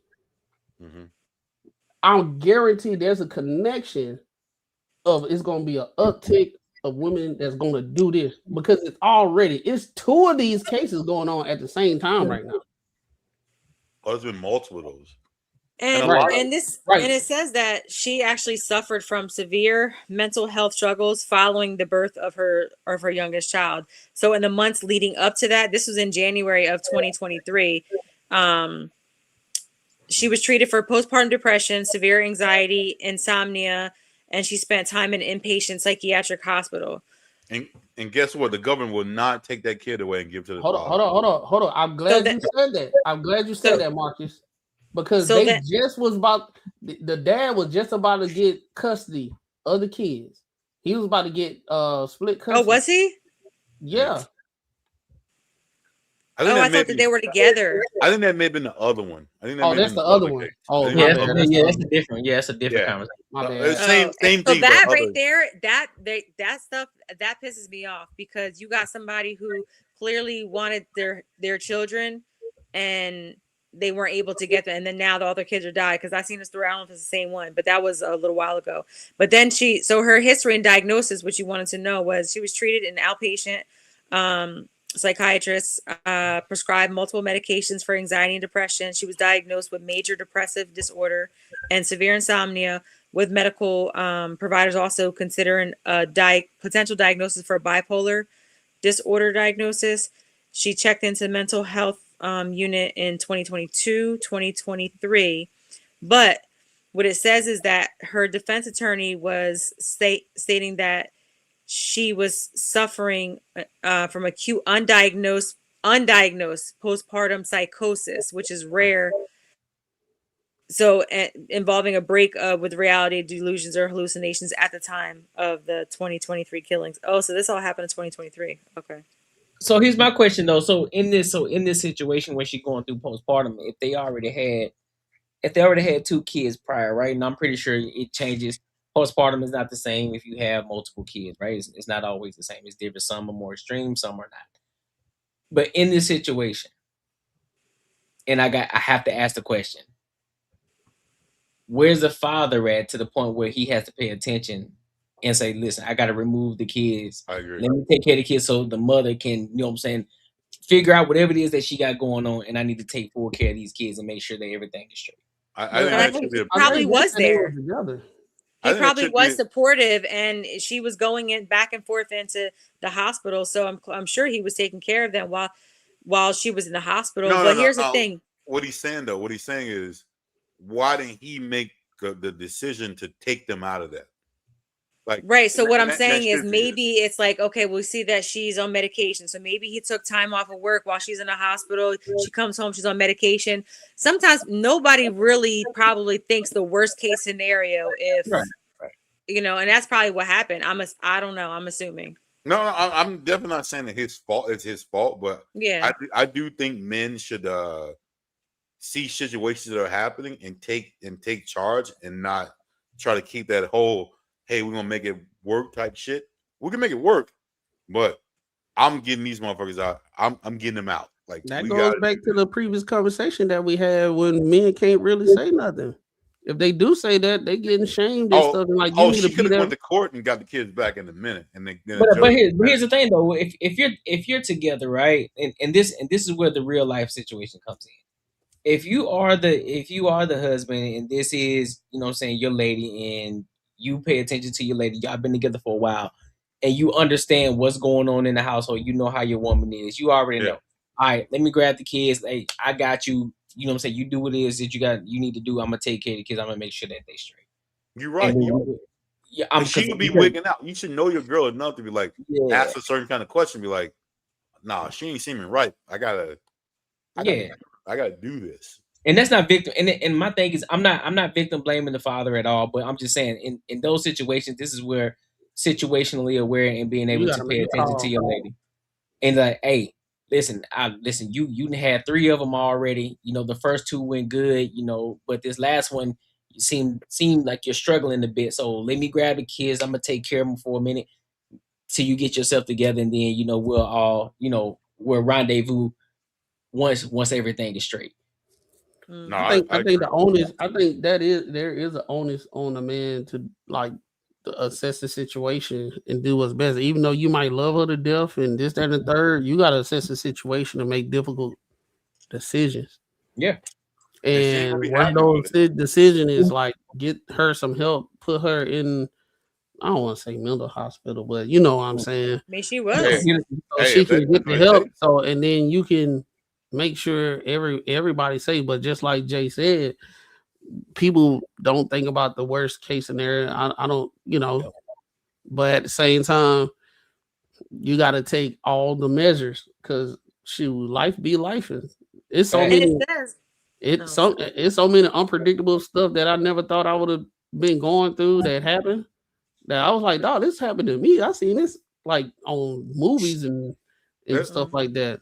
Yeah, you know, that's why when you have conversations with people, especially someone you should be able to love, but then they tell you like when they get that so defensive, that kind of weirds me out because I'm like, you know what? Like, I'm just stating the facts here. I'm stating what's going on, and I want to be able to protect, you know, whatever's going on here. And then like I think most people should have more courses in that talking about real shit. Like real shit that goes on in fucking relationships. Like not just and it says that he was supportive. He was.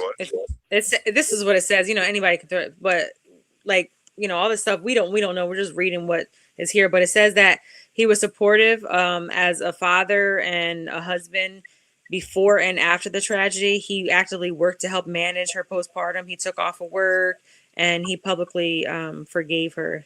He shared parenting duties. He took a lot of substantial time off to care for the older children, I guess, while she was. Ultimately, it's just a freak. So ultimately, it's just a freak accident that happened. Nah, it wasn't a freak accident. No, she choked with a fucking lap band, like a rope.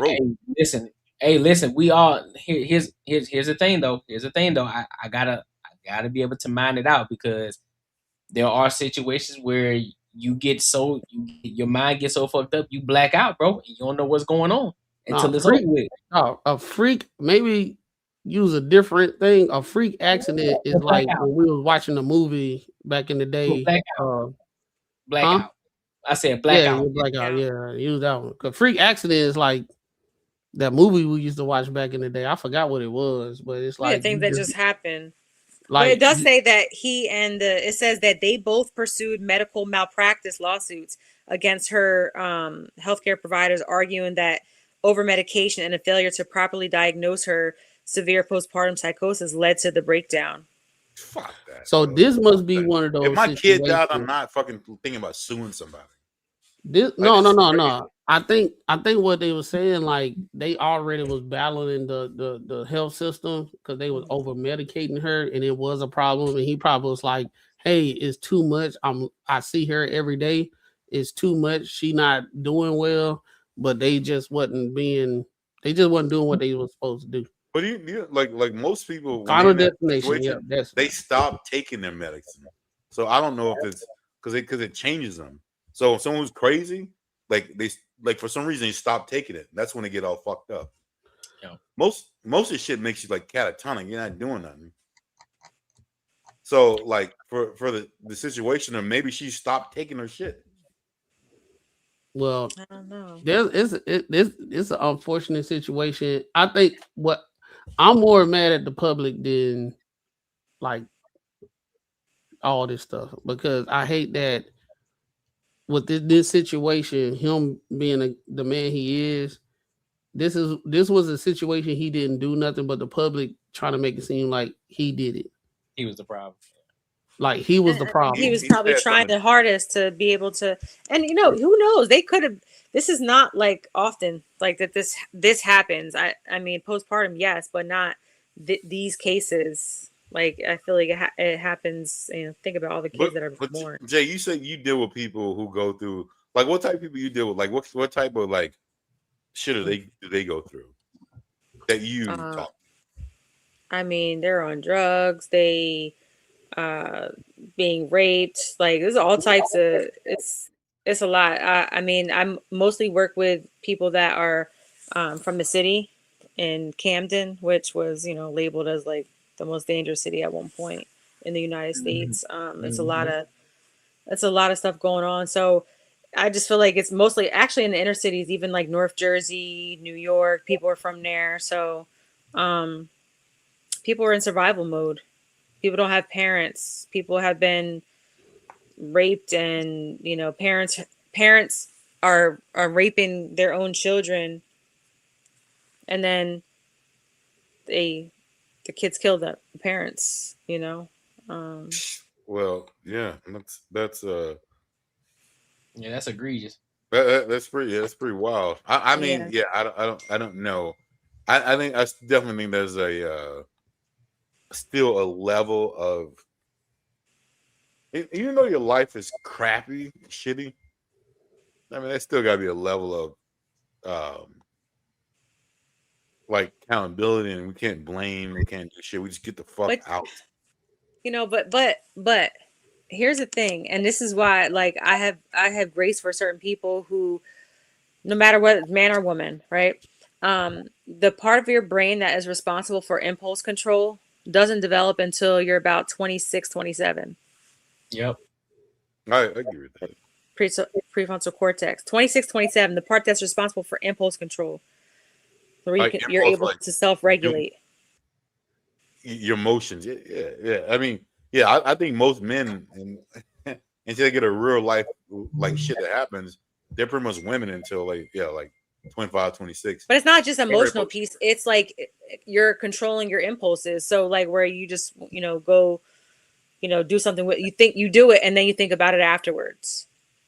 How many times you see these trials and, people are killing somebody and when you're in a heightened emotion, you're not able to self-regulate, which is why like when people get upset and like when you're safe, when you're not safe, when you're in like a crisis situation, you're verbally not able to usually communicate properly. Think about when you guys are super mad, like you're not able to like really like have a conversation with somebody when you're so mad, you're heightened, you want to fight, so it's a lot of like learned behavior, especially if you're in a. I'd be scared. What's that? You're scared? I'd be scared. Well, like, which is why, like, when somebody pushes our buttons, we react a certain way, and we typically do. So you know better, you do better, type thing. But over time, you take a little bit of what you experience, and it sits in your subconscious, and then you know how to respond later on. But when you're safe and you feel good, you're able to like reach your highest level of cognition. When you're not, you see people who are on drugs, and a lot of times people don't develop schizophrenia until later on in life. Yeah, I ain't gonna lie. I think in today's age right now, I think people just don't like consequences. Consequences, 100%. In general, I think a lot of people, how everything going, whatever social engineering that's going on, people don't like consequences. Well, nobody does. A lot of people, nobody. When I say don't like consequences, I'm speaking like the extreme in like current society, right? I mean, like back in the day, you know what you were signing up for. When you got, you still try to get out of it, but you understand you messed up. Right now, you got people really don't feel like they messed up. they really don't feel like they messed up. You can look to somebody into their face and talk to them, and the cognitive dissonance that is going on while you talking to them is so crazy that you get frustrated and you be like, you know what? Let me just be quiet because they just on a whole different wave right now. Mhm. I have talked to people that is far left, but yet they don't live their life. They live their life as a capitalist and far right. But if you have a conversation with them, it's two totally different situations going on, right? So what I'm saying is, you got a lot of people that because how society is going on right now, they actually campaigning that consequences shouldn't exist. Yeah. Because and they also consequences come with and people shame. can decide whether or not they want to be an animal, a cat, that their Yeah. pronouns. So Consequences come with shame. If I don't want shame, I can tell you that this is my truth, and that's it. Now, if I come to you with the truth, you'll be like, "Well, I get what you're saying, but I But it's about understand me. my truth." It's about me. You know how But- crazy that sounds But like when you you said, talking to somebody. the biggest consequences you see, like that we all can see, it's fucking police stops are the biggest Oh my one God. that motherfuckers don't understand authority, which is so weird. And I got it's mostly women who like literally like, I'm going to do it my way. I don't give a fuck. Like you'll see, like there's key points in either, and you'll see. I don't know, but I've been seeing some dudes doing the same thing, bro. That's just some dudes in there, but you can tell that they've been raised by a woman. This is one. These are two of the key ones. One of the key ones is they're gonna always yell for their mama. All of them, mama, when they fucking get when they get their arm taken. I swear, bro, I've looked at so many of these motherfuckers, and they always yelling for mama all the time. Whoever they on the phone with, guess who it is? Mama. Like always. Like you ain't talking to daddy because daddy be like, what the fuck? Man, give me a goddamn license, dummy. That chick on the View, son. Like, what the fuck are you Honey doing? Holston. And Sonny literally, Holston, it'd be like they in their own goddamn world, and they all do the same shit. Like, I don't understand why people don't understand consequences and authority. Is the craziest thing to me. Like, who does not understand authority? If a cop pulls me people over, want to make their own decisions. They just want to. Crazy, but they. Oh they yeah, scream when George shit Floyd yelled happens. for his mom. Yeah, when they scream Sorry. for when they scream for when something goes on, guess who they call them? The fucking cops. When someone steals their shit, they call them the cops. But guess who they don't want around them when they want authority? Like it's so crazy. Like if a cop pulls me over, like true story. I locked myself out of my house. I was jumping over my gate, and for one reason, I don't know how it was, a cop was coming down my street, and he stopped, and I was like, "Shit, thank you, man. I'll do whatever you want to do. Here's my code. I'll get in the house. Bam. Whatever you need, I'll give it to you. Thank you for fucking coming. Because if some other motherfucker was jumping over my gate and you let him go, I'll be pissed. You know what I mean? Like, so he didn't shoot you, so that's why you're thanking him. Yeah, because it's my shit. And that's what it is. Like, other people don't look at it that way. Like, no, I know my truth. I wasn't doing this. Give me your fucking shit. What's wrong with you, man? You're crazy. Yeah, I see a lot of stuff that pisses me off. It's like, well, here's the thing. Like, we all have decisions that we should be making, and like, you got to be okay with the worst case scenario. You have to. So, like, that's like road rage. Somebody says something, cuts you off, and then what do? You got to teach them a lesson and pull up on the side of them. And I guess Mac does that. So you got to teach them a lesson. But here's the thing: you teach them a lesson, and then what? Then say somebody pulls out something and shoots you. Well, now you have now you're unalived, right? And all because you could have switched. If hindsight, you could have changed that whole trajectory if you would have just been like, you know what, whatever. He want to act like the stupid ass. I do what? I was trying to get over. I do what? I didn't get too far over. You said I do what, Jay? Oh no, I wasn't saying. I said you were laughing, so I was like, "Oh, you must do it." No, I was laughing at because he said that you were paid. Hey, Bull City. I got halfway over that gate, player. You said halfway. No, and he got stuck too. He was on the I middle. need the bump. down. When I Man, Laying on anybody your got a back. ladder? Anybody got a ladder? I was looking. But any final thoughts on this topic? Dude, I learned some more stuff, so my mind kind of changed a little bit during the conversation. So I think it is an unfortunate situation if they've been battling the health system for her to get the help that she need, and it didn't happen. That kind of changed my mindset on it. Look at that black man being accountable. oh, yeah, I know that's right. You know what? Oh no, you already know me, Corner. I'm the type of person I believe what I believe until I get new information. If that new information is sound, I change my mind. I ain't got no shame in my game. Look at that black man. that boy is good. Good I'm and sorry. terrible. I still think there should be more consequences, and this type of stuff wouldn't happen if people like were actually held to the fire. And I don't know. I'm not gonna change my mind on that one because Yeah, I'm not no, I saying agree like with that. again, Sometimes there's a fine line with certain things, though. There is always a gray area with certain things, and I'll say there was a family friend of ours and I was like in my early 20s, and he ended up going to prison for I don't know how many years because he burnt his house down because he lived with his dad, and he was in his probably mid-20s at the time, but he lived with his dad and his dad's boyfriend, and the dad throughout his whole life was having sex with him.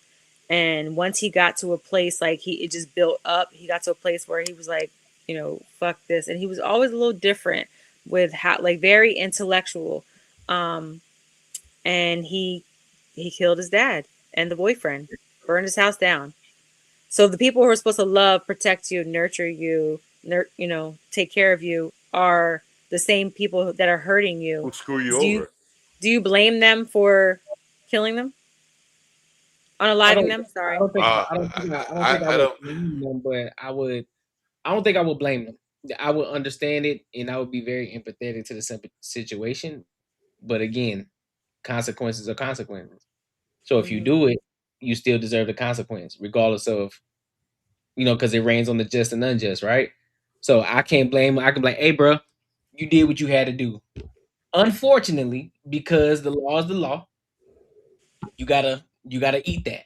What about the girl that was sex trafficked and she, Cynthia, whatever, she was sex trafficked and she planned to unalive the guy who was drugging her up, sexually, raping her and making her have sex with other people. And as soon as she got a chance, she unalived him. 911 is an easy call. I'm empathetic to him. Like, hey, I understand why you did it. Hey, listen, he deserved everything he got. He kidnapped her. Hey, my whole thing is, did she have access to a phone? If she could have got it, 911 somewhere. If she did it and got away with it, I ain't got no problem with it. But unfortunately, shit, man. I mean, she did it, and then I think went to the authorities, whatever, and then she ended up doing prison time. I think Kim Kardashian got her out. She got clemency, but I'll put like this. I'll give something. This is something personal to me. It's not crazy. I can share it. I got a DUI. Right? Is that crazy? I got one too. I got damn. Y'all just reckless. No. Now look, check it. I learned the best lesson of my life. But look though, I got DUI, right? I know I was wrong, drinking and driving and all that stuff. Got jail, got out, bonded out, whatever, right? Did my little probation and all that stuff. Went to a brewery. I seen police escorting people into the brewery and out with a child and a dog and all that stuff, right? So what I'm saying is, in those situations, that was unjust for me, but you got people that are doing it and they get away with it, and then at the same time, I didn't get away with it. But if I'm looking at people, y'all, the same cops who locked me up are escorting, hey, little kid, and they go into the brewery and drinking, and they come out and they escort them right back out. You know what I'm saying? The law is still the law. It's unfair like a mug, but it is what it is. Just like when people, 15 people going 75 in a 45, and the cop picked you.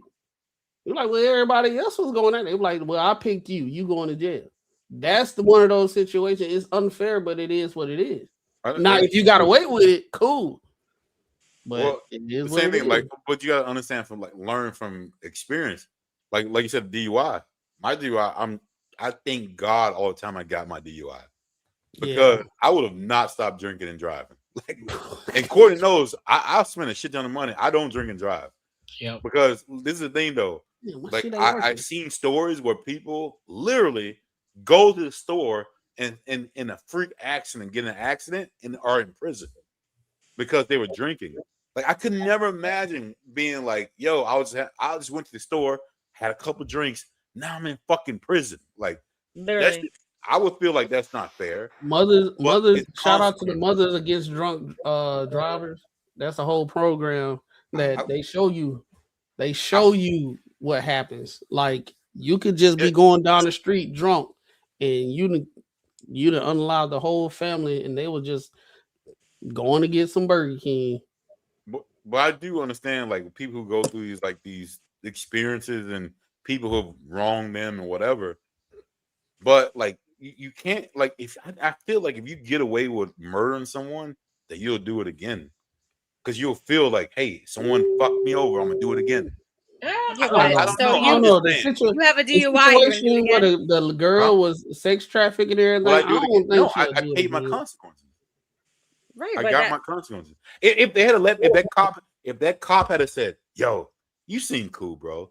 I'm gonna keep your car here. Just take an Uber home," I would have drove drunk the next day. Yeah. But if you got lucky, you were spared. Those are two different situations. Hold on, how was a spare? I got a DUI. I had to spend a shit ton of money. What I'm saying is, I said if he would have let you go, you would have got spared. Like if he would have, I would have got spared, and it would have been the worst for me. Yeah, I have a sister right now who's in prison. Right, she has 2 kids. She's in prison. You know, somebody lost her life. But she's in Florida, so she got 15 years. Her kid's father was home with them, and he just got 10 years because he was drunk driving. So now you got 2 kids who don't have either parents. You know, and I got to be the one that. How many he got? Huh? He had a prior? No. He got one DUI. He got 10 years. Oh. Guy died. Oh, okay. Yeah, that's that's DUI with I think homicide or something like that. Yeah, they called it something. I forget what it was, but like I see the video with this dude. He just about to graduate. He was teen. He about to graduate, and he was senior night having a good time. He was 2 months away from graduating, bro. He was so blacked out that when he shook back a little bit, he thought he hit a fire hydrant. Hit a person. He hit somebody. And bro, you could see in his eyes, it was like, bro, my life is over. He was like, hit somebody? I'm like, bro, hey, everybody that's watching, Uber, please Uber. And if you go somewhere and you start drinking and you feel like you that sauce, please get an Uber. If your car get towed, I guarantee it's way better than you driving and something happen. Facts. It's way better. That car gonna be somewhere. You just gotta find it. It ain't that serious. Especially some shit you don't want to happen. Yeah. That's definitely not. Trust me, I had my DUI, bro. And then when they showed me the Mad Mothers Against Drunk Driving, when they showed me, like, they had real people show up that was like affected, and they showed videos and pictures and stuff, I said, I can't lie. I got mine on Christmas night, so when I went to the judge, I had a good story. And my whatever the class you had to take was fucking. I only had to do like 10 hours, and other people do like fucking 100. I got extreme DUI. I went to class, and the dude was like, "Woo!" I was in my early 20s, I had one drinking the night before, and I came into my DUI class drunk. Oh Lord! Hold up. So wait, what I didn't drive. Glad you Though. learned your lesson. I didn't drive though. What? I'm so glad you learned your showed lesson. up drunk at your DUI. Come on now, dog. Come on, man. It was a Okay, night. I know now. It was a morning. You Denzel on that pilot movie he was on, bro. Yeah, I feel better when I'm drinking. You know what I'm saying? Hey, I'm normal. I'm drinking right now. I could tell the way you were sipping it. I've been sipping all night. Bro, I know you were like, hey, you know somebody drinking when they put that finger right there on the forehead? Hey, you gotta. Hey, that's a kickstand, dog. You can't let it go in there. That's a kickstand. I know, yeah. Hey, I got too many little. It's kickstand. Stick it in there. That's it. Hey Jay, you don't seem amused. That's what we do when you grow up. Yeah. Well, I like my liver to, be good, because what happens is, we poison our bodies, and then later on we get to a place where now we have kidney failure, and then it's like, oh, let me try to hurry up and go backtrack. Can't do it. Yeah. So. You forgot she vegan. That's why you got to take milk. That's why you take midlife milk crisis. That's why you take milk thistle to help your liver repair. That's true. Milk thistle does help you to detox your liver, but you're doing damage to your liver all the time. So everything in moderation. Every day. Oh yeah. Don't drink every day. Well, Mark. Well, I don't know. I can't speak for Marcus, but yeah, if you drink in moderation, you're straight. Yeah. He's straight. But I don't know when it's time to drink. I don't know how much he be going in. So that's I can't tell you that. I can't tell you that. I ain't gonna lie, bro. My body be telling me, Clem, slow down. And I hate the feeling the next day. Like, I'm like one of those little Asian guys. I get it. I get it. Those little Asian dudes drink till they 90 years old. They fucking pounding them. Yeah, but they don't drink the same stuff that we drink, okay? And they don't eat the same foods that we eat. The food's not the same. They drink green tea. Like, they drink like real with like 100% fucking alcohol in it. That should be strong over there. They be drunk. Yeah. It be strong. Like I like sake. Yeah, sake is blessing. You hear me? All right. So do you go to the buffet? Do you do the hibachi where they squirt the sake in your mouth? Nah. Marcus said, "Oh yeah." I mean, no, I go to hibachi, but not when they split my mouth. Hey, they be like, hey, they be having a thing. Hey, sake. Nigga, that's a man. What? No, man, this my ex. Your ex-girlfriend a man. Why you think she in jail with the men? She'd be on the other side. Nigga, you gay. You gay. They be like, they be like, you want some? They about to squirt in your mouth. I'll be like this.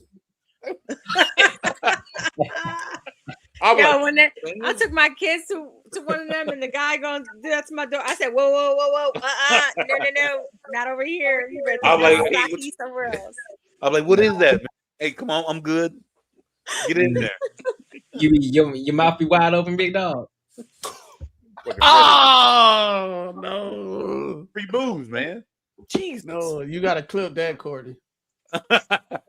You gotta clip that, Courtney. Please clip that. I'm secure. I'm secure. That was it. I'm all like, yeah. You got some booze in that player? Just come on, man. Stop that shit. That's kind of whack. That's kind of whack. Just hey, so Marcus, you let a grown man spray stuff in your mouth? I'm joking. Jesus, no one's spraying shit. Please clip that. Please clip that. He said, he aiming that bit like this, big dog. He's skeeting a long way. Well, wait, do y'all keep your mouth open for the shrimp too? He's shaking it, yo. But shrimp? Nah. They take the shrimp and nah, I'm good. I don't do none of that. No, I don't do none of that. Hey, now Marcus like this. Hey, Marcus, I paid my money. It used to be all Japanese dudes. Now they got Mexican, a couple of black dudes in there fucking doing the shit. Oh, really? Hey, when they say it, do you lean back in your chair and be like, all right, bet, let's get to it. Like, hey, if I only ordered chicken and they say I got a shrimp, I'm like, Come on. That's it. I got Pause. Damn. Where yo, bro? What's up? What's up? You all right? Are you going with your homeboys or are you going with a woman? Oh, shit. Hey, That's a good question, she Jay. happy. That's a good question. Hey, she happy. She good. Fish. Marty, man. Hold on, That's fam. my You man. gonna let your girl let another She- man squirt in your mouth, big She dog? be like, that's my man. That's crazy. I'll stick beside him. That's crazy. So if Mons asks you for rich it, you gonna rich it? Y'all fucking stupid. Bomber Clyde. That's my man.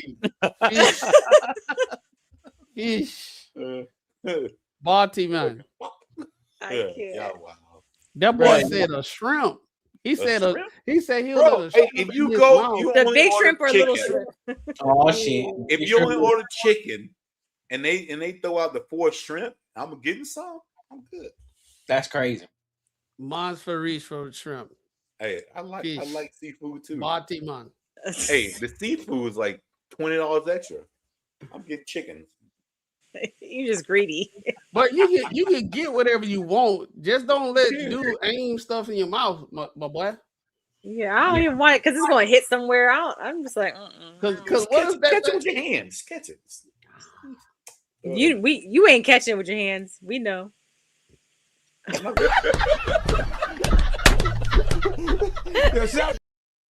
Oh, you funny now. Yeah, boy. You a comedian now, huh? I am a comedian. You all funny and shit. You started it. You said, "Yeah, give me that sake." Yeah, sorry. No, that wasn't it. Yo, boy. You started. I can't unsee it.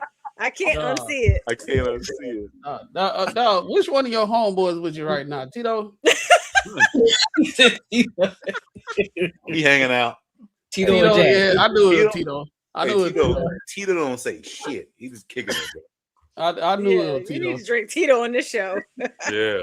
You about to be I know. lined Hey, up every Tito. time. Hey, be a sponsor. Let's go. Hey, facts. Let's do it. Shout out to Tito's, big dog. Hey, Yeah, man. Hey, that boy Courtney. Hey, look, Courtney, he drinking water. I got water right here. Wait, that don't look like no water. That looks like box wine. That's Shout out that to box wine. this ain't no box wine. Shout out to That's Tito's. box I got and for some reason, Jay Not somewhere was Ninja Turtles. the turtles. Yeah, dog. Hey. Oh, that's so funny. Jay's were she's in like Alaska right now. We're still sun outside. You know, it's so funny that looks like that. It's not. I'm literally in my bedroom. I think we talked about that last time. Yeah, it looks like I know. I don't know why it looks sunny. Nah, it look the light looked different this time. The first time it looked like it was daylight outside. I was like, where are you at? It legit looks like it. Exactly, PJ. You know I ain't drinking the water. I know wine glass. We don't do that over here. Yeah. We don't do that over here. Hey, bro, PJ, stop glazing, bro. No, look, y'all ain't finna do my boy. Y'all ain't finna do my boy PJ like that. Hey, everybody, look, nobody's safe, dog. Nobody's safe. Listen. We're a community here, bro. Ain't nobody safe, bro. We're a community. Ain't nobody safe, dog. Ain't nothing wrong with a little roast session. I get roast all the time. Jay, you've been on a couple of other panels. Thank right? you. The you've been on the Lapeef thing. Yeah. Here he go. So no, I'm just saying. Every Thursday. Thank you. Who's that? Bull City? Yeah. So how you like the Lapeef thing going on? I like it. Yeah. That's a good conversation. I think True be having some, but he be spitting. Oh, he does. I like True. True, he is like he the is truth. like a master. Yeah. Yeah, no, True is actually pretty good. So, some people I do gotta say, I feel like everyone coddles Bo, but out of everything else, yeah, it's, she got mad at me. She got mad at me yesterday because she thought I was condoning a man forcing himself on his woman against her not wanting to have, sex. And I said, no, but that's just your duty, your duty. Like, And I just feel like she was saying like men, like there's times when over time in your relationship, like they don't do the things that they do to get you, or they did to get you, like as far as taking you out. And I said, well, I haven't experienced that. I've never experienced that. I did. I saw that. That doesn't Because I feel like if you're so then like she's like, well, I'm not going to give him sex if and I said, well, you're more likely to get what you want if you do. So I don't, I haven't experienced it. That's the thing though. In realistic situations, that don't happen. You ain't forcing yourself on your girl. Like if she is like mad about something, majority of the time you like, hey, whatever, bro. Like, well, we were talking about the difference of like man, like no matter what is different. Like a woman, it's emotional, so they want like that emotional connection in order to be able to have the to get wet, pretty much to allow the man to enter. Jay, do you think sometimes when on panels and everything, you think that some people have a problem with reality versus like just talking on a podcast? Oh yeah, because they like sometimes I be thinking like people don't think about the whole thing. It's so surface level when they saying stuff. It's like they're not looking at the whole thing. So if they blaming something on somebody, let's say gender war, right? If they blame a man about getting her pregnant, it's like they looking at it as the woman is just unwilling participant in a sexual action, right? Oh, but knowing that the woman is the one that has to open up her legs in order to allow the man. But let's go even before that. They had to meet. He had to get the number. He had to text. They had to get to a point where she was comfortable enough to. They whatever. both wanted it. No, let's keep it going. Let's keep it going. They get to a point that they actually do have raw, encounters. A majority of the time, it ain't the first time when they got pregnant. So a lot of times they had multiple situations. It just at that point in time, after the third or fourth one, it happened, or they had a scare and they say, you know what, we got to wrap it up. Got to wrap it up. Got to be this, that, and third. Yeah, don't nobody want to wrap it up. They do it again. But what tends to happen is y'all already progressed to that point. So then the reason I'm saying this long stuff is that's actual reality. Instead of just a surface level of y'all men just need to wrap it up and everything will be all right. Yeah, but that's what. Go ahead. I'm sorry. But the whole thing rap, this is the thing that I don't get. Women have the most like control. I don't want to say liability or whatever it is if this thing happens. So like for me, I would say you have. I think a man has a plan B, abortion pill. I'm cool with that. You're not. Like if we have sex and we do it, I'm cool with it. Bam. Let's have more liability when it comes to that. Yeah. But if it was based on me to have the most liability, I'm gonna judge it that way. Either like this is a girl I like, or if I'm gonna take that risk, it has to be like it has to be someone I want to be with. But for some reason, you guys are able to wiggle out of that part. That like you are the one who holds the most responsibility, and when you get the most responsibility, that does happen. Now it's a man's part to take care of that responsibility, but he really doesn't have any say so into that responsibility.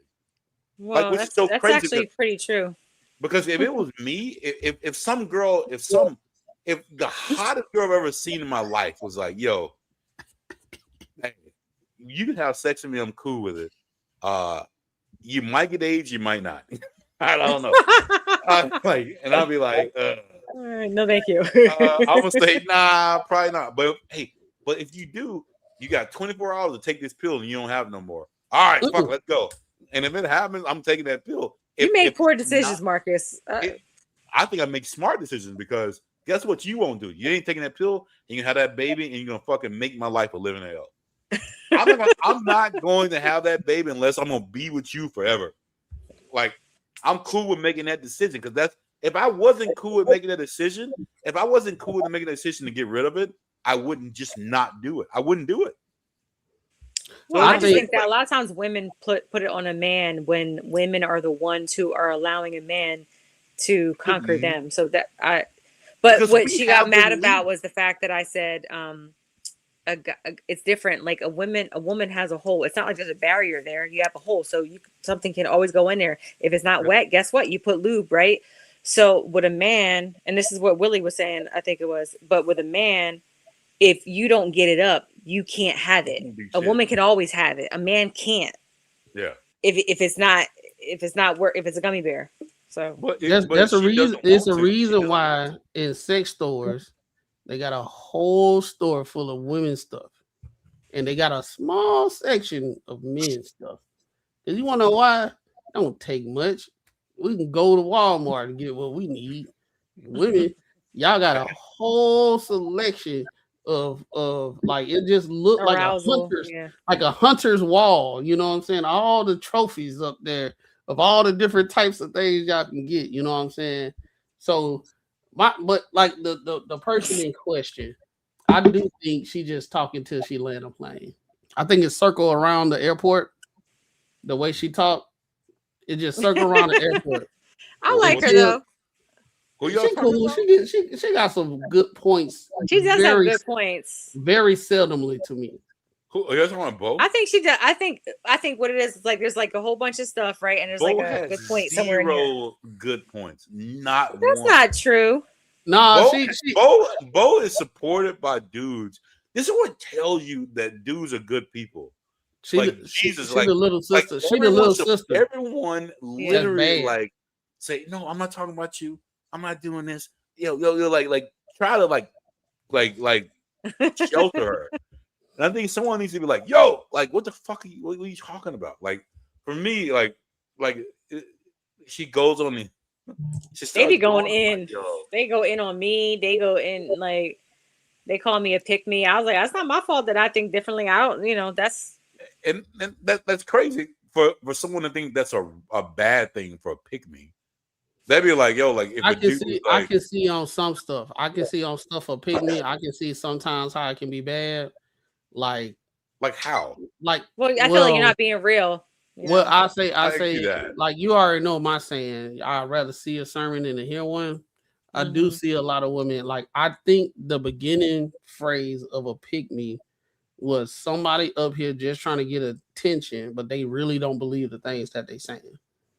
What has happened now is even if a woman actually believes in the things they saying, because you are to them being male centered, now you're a pick me. Because it can't be from your upbringing. It can't be a situation where you saw a household thrive in a good, healthy relationship where your mom and dad loved on each other. But at the same time, it was some rules and regulation in the household and it was standards, right? I can see it. But what tends to happen is you got a lot of women that never been in that environment. So they can't even like really have the mindset. I know because my friends come to me for all their relationship advice. They can't even imagine. So your mom and dad kick it and everything is good. And they love on each other all the time. Yeah, my dad and mine weren't together, but I've learned. My dad took my mom out on a date yesterday. You'd be like, yo, they do that? You're like, yeah, they always go on dates. Like what y'all got going on? Like would a picnic be like a dude who's like, you know what? Like yeah. I know that this relationship will work a lot. Be cool if I fuck a lot of the chicks, but I still love my girl. But I understand how women work in the best way a woman works with monogamy. So guess what? I'm not gonna do that because I'm gonna say, you know what? This is gonna make my life a lot better if I don't fuck a lot of the chicks. Even though I know it would not fuck this up. It wouldn't fuck our shit up. But you know what? What I'm gonna do is I'm not gonna do that shit. Like, is that like pick me? Like, well, that's on another perspective. I look at a pick me as like a woman's. No. I understand what you're saying. But on a man's side, that could be a pick me because I'm not doing shit that my urges want me to do. There's no such thing as a man pick me because women don't like the dudes that be pandering to them. Yeah, I know, but like my urges could tell me I could fuck a lot of chicks and be fine with it, and that will truly be fine. But I care about my. No, you're gonna be called a simp if I fuck a lot of chicks. No, I'm saying if you almost like it, what you're saying, like if you're like, oh, you know what, I know I could be doing this, but I want to be here with you, baby, and I want to, No, such I'm and not such. saying that. I'm not saying. I mean, I'm not What like are that. you saying, Marcus? Well, you did But say no, that. You said but that no, you. no, you're right. I did You're- say it, but not like what you made it out. But what I'm saying is this is what how a lot of women would view it. Like they Oh, would view it in that way. Like the sought out men are the ones who have all the options. okay. Ooh, You know what I'm saying? you But for the said, boy, normal they people, for the they normal gonna get people, mad, boy. You but said for the that. normal people That's the out there, truth.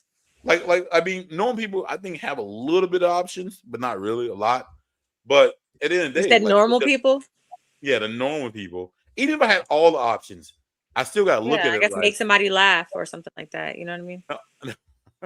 I say even if I had like the options of the doing that, like I still wouldn't want a girl who's cool with me fucking with someone else. Like I've told Yeah, my you girl, want somebody to check for you in a sense. Like I you would want I told my girl a the million times, challenge. I'd rather you let me I'd rather cheat on you and you not find out versus you know. You know what I mean? Oh, Like listen, if somebody cheats on me, you better not let me find out. yeah, Like, just don't So tell me. I would be Don't like, confess. Don't because tell me. that would I be don't want to hear weird it. if she was like, you know what, I understand. If she said, hey, I understand, I'm like, you know, I'm She gonna said, I walk away. understand because I just was with Tyrone last night. What No, do you think? or You think she's I gonna know have it's a? gonna You be think she's gonna have a vendetta against you? You think she'll have huh? a vendetta against you or something? In any experience I've ever seen, that doesn't work out. Strippers, I've never seen really good women okay with their dudes fucking somebody else. Well, it depends on how much money you make. In no situation, me personally, I've ever seen. Like they might say they're cool with it, but there's always some other shit behind it. There's How much always money do you something else. make?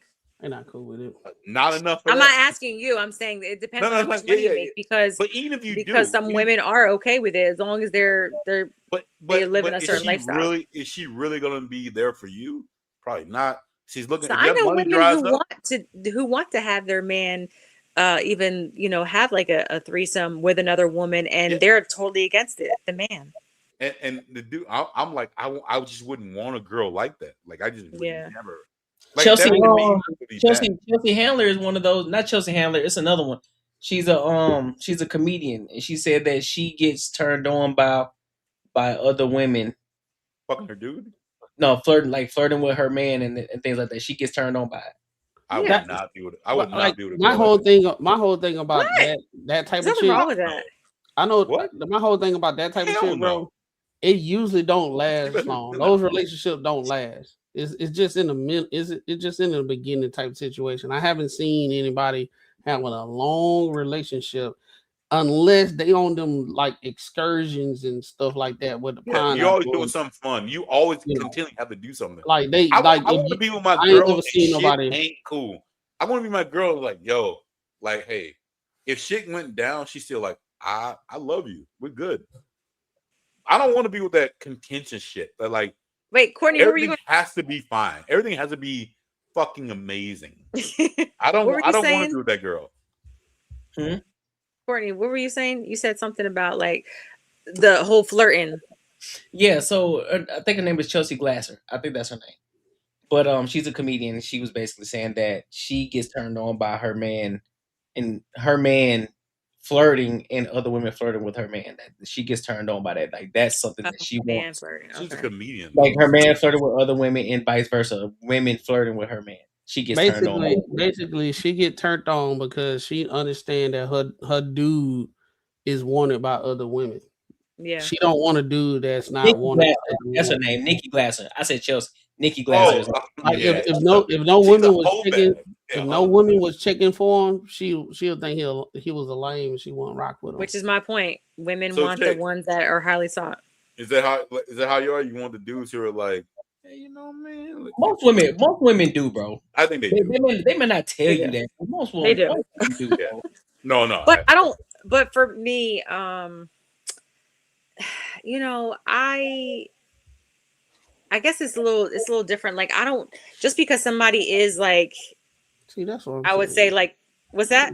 Yeah, Oh No, just I because was somebody looking. I was is looking at highly the chat. sought. She said something. That's what I said in the beginning. She be saying stuff ain't nobody said. Like nobody. She be coming all the way from Pluto and say something that Later. somebody didn't even say. That's funny. But like there's like highly sought like men, and like just because they're nice looking doesn't mean that I would be interested in them. Like it's not because I'm not driven by like, oh, I look at like, I don't know, I'm have to be attracted to them in some capacity. Like it's not attracted in more ways than just like they physically look nice. But would you think that the most like if your dude asks you or what not ask you, but like if it was situations like, yo, I want to bring another girl into the situation, but I love you, would you be like, you think about it? That probably wouldn't work for me because I'm not bisexual. No, you don't have to do. No, Right, but it's been asked for me before, and they wanted like that kind of relationship. I think that when somebody's bisexual, it works better, or when they like that kind of stuff, it works better. So me, I'm not. So I can't really say. Like I would be open. I literally just had this podcast about having a discussion about spicing things up, being with somebody for a long time. And so like I think you have to be open. Like I don't want to.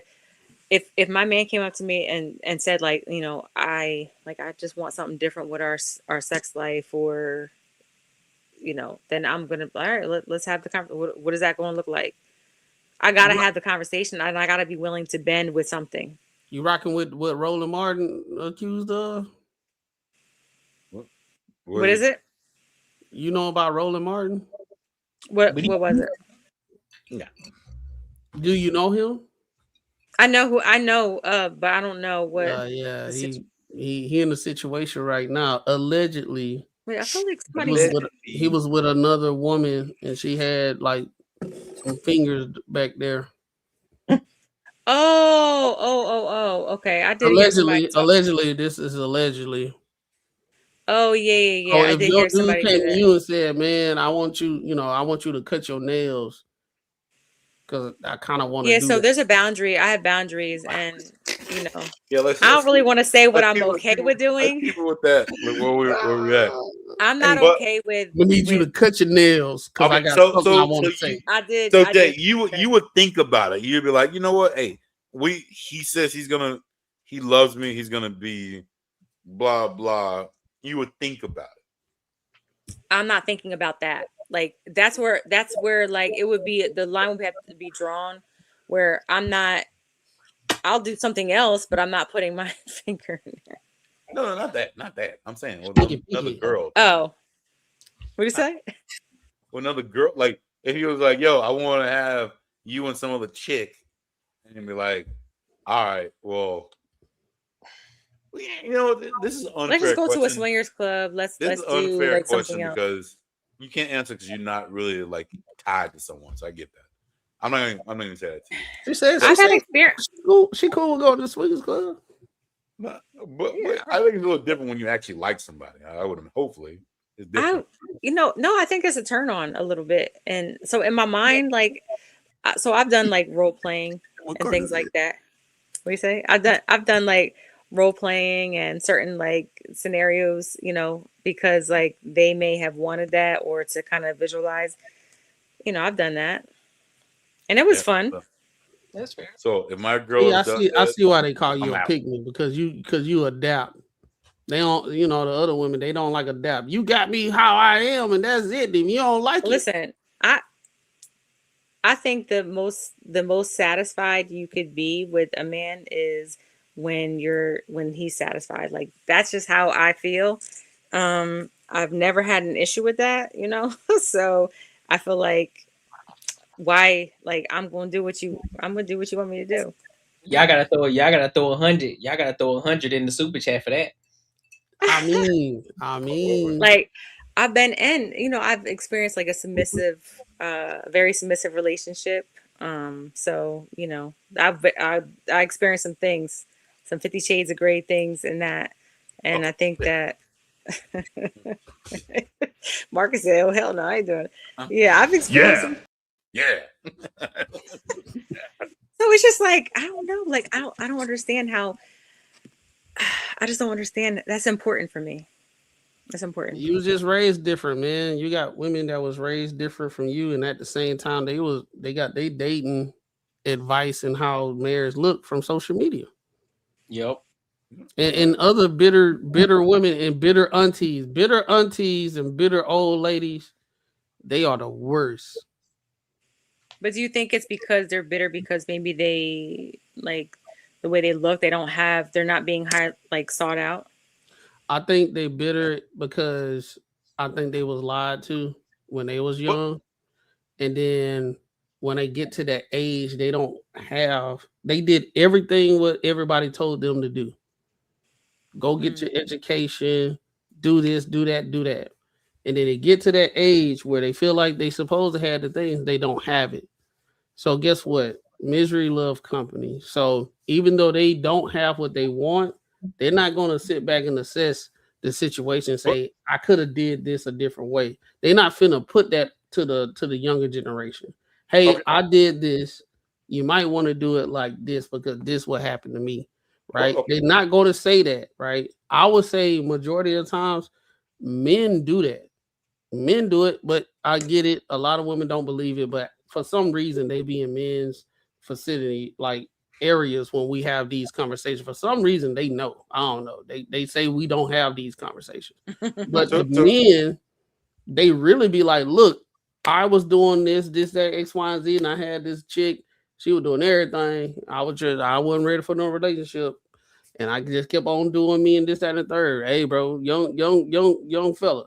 You find a chick that's doing, lock her up, get her. Don't do what I did. You be out here like me. Though?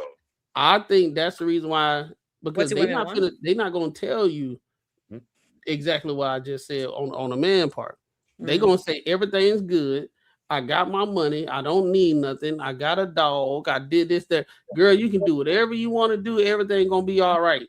And guess what? The women gonna look and say, well, auntie, she do got money and everything. I guess she is happy. But none of them girls. You gotta look at the man. Hold on, Marcus. I'm about to land. None of them girls actually see what that woman is going through when she go to her house by herself. Yep, when she's alone. They don't see she hitting up her friends and her friends can't do something because her friends actually on a couples trip because they've been married for 15 years. They can't go kick it with the friend over here because they going to their daughter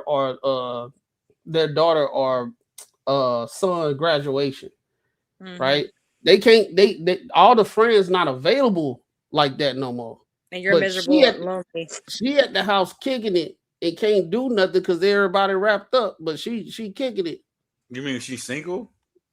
Yeah, but not just it's not just being single, but I think being single and having this like entitlement and feeling like you can't conform to a man. So it's like you're so like strong-minded where it's like you can't even listen to anybody giving you any kind of like criticism or good advice. Yeah. Why do you think it's like an increase of older women going to the club with the younger women dressed the same? Well, it just so happened Tracy Ellis Ross said she like younger men versus the older men. Why you think a lot of older women do? I've already said they didn't switch it up, but at the same time, the younger men only like the older women because they cap, they kind of easier. Shoot, because you can play on the emotions. That's what it is, emotions. They don't have that like that. Yeah, I'm with the younger guy because he understands he's more open. Of course, he's gonna be more open. He trying to get in. I'm like, yeah, I got this old chick over here. Oh, that's what they're saying? That's what the younger dudes are saying. Hold on, what do you think they're saying? I think the reason why a lot of the older women are with the younger guys is because no. Him. What do you think? What do you think his thoughts are? Oh, his thoughts are why he's with somebody who's younger? No, he's saying what do you think the younger men are saying? Oh, the younger guys. The younger well, you know, they want to. I got an old chick. I got Tracy Ella Ross, bro. She be like, she give me whatever, bro. A lot of times, younger guys want like the maturity, especially depending on where you are. But if they're looking for like a relationship, they want the maturity of a woman, an older woman. But it's always gonna. I mean, well, no, I'm just saying if they want a relationship, I do think they're that. they're looking for something. I've seen it. I've seen it before. But I'll say any man wants sex at the end of the day. Well, I think what Marky's trying to allude to is like, what's the amount? What's the average? On average, like if a dude's you with might an get older a young chick, dude that's serious. he is literally trying to fuck, and she has a comfortable place to stay. That is literally it. Yeah, but if he has his own place, if he has out. his own things going on, but you're speaking on just a man who might just be, I don't know, what we talk like somebody who younger doesn't really have anything. How many young dudes have their shit going on fucking older chicks? Hold up, clarify the young dude, because I think that's what the 20 between the ages of 25 and 28, and the woman is like 48 to 50. If he's got his shit going on, he's only about fucking. That's literally about it. You think he wants to be with her? If he's got his shit, I'm saying there are. I've seen it. I've seen relationships. They're like set. I have a friend who is. I'm not saying that one off, you know. Yeah, but I'm just saying. I'm saying that's another you're right. option. Yeah, you're right. Some dudes, have. I've seen a 50-year-old marry a 28-year-old who actually really loved him. But like, it don't like that's not really like it's not the majority of what happens. Yeah. If a dude, especially got money, he typically ain't fucking an older chick. But if he is, it is literally like probably it's fun. It is. I call cap on that. You think he wants to be with her? If he got his shit going on, like you did, if he got his own shit going on and he actually dealing with, and he got the pick of the litter, and you think, nah, especially somebody who's like the average 25 to 28. No. He's saying an average 25-year-old ain't got his shit together. So when you tell me that, somebody, but no, I'm going based off what he said. Somebody who got their shit together, right? We know somebody who got their shit together. They're not just finna fuck no old woman. They're not just finna fuck no old woman. They actually try to be in a relationship with them. Because the ones that they're their age aren't really like they're not aligned with them. I've seen that plenty of times. Now somebody who don't have their shit together, guess what they're looking for? They're looking for a sugar mama. So of course they're gonna fuck with. Mm-hmm. That's what I'm saying. But like when the dude got the pick of the litter, you think a dude that's 25 to 28 years old trying to get with a 48-year-old woman in general that got his shit together? The point, but I'm saying the point that he's making, he's saying that most if they are dealing with him. So let's define. Are we defining shit getting their shit together? They got money. Yeah, if they got their shit together and they're dealing with the older woman, 9 times out of 10, he really want to be in a relationship with her. Does having your shit together mean you just got money? That's what it is. No, it's just shit together in general. Like you self-sufficient. You're self-sufficient. You got your shit together. You locked in. I wouldn't say it necessarily has money because when you're in your 20s, like it's not unless you like. But they preface that he got his shit together. So that's one of the anomalies of somebody that's 20-something years old. Like a JP or like those ones who got fucked up, these basketball cats who got fucked up by these older chicks. I mean, PJ, like PJ. PJ, yeah. There's the only one I think of now, but I could never like. I guess they got their shit. Look good. I guess they got their shit together. I don't know. They're young. Jalen Green with a lot of money. Jalen Green.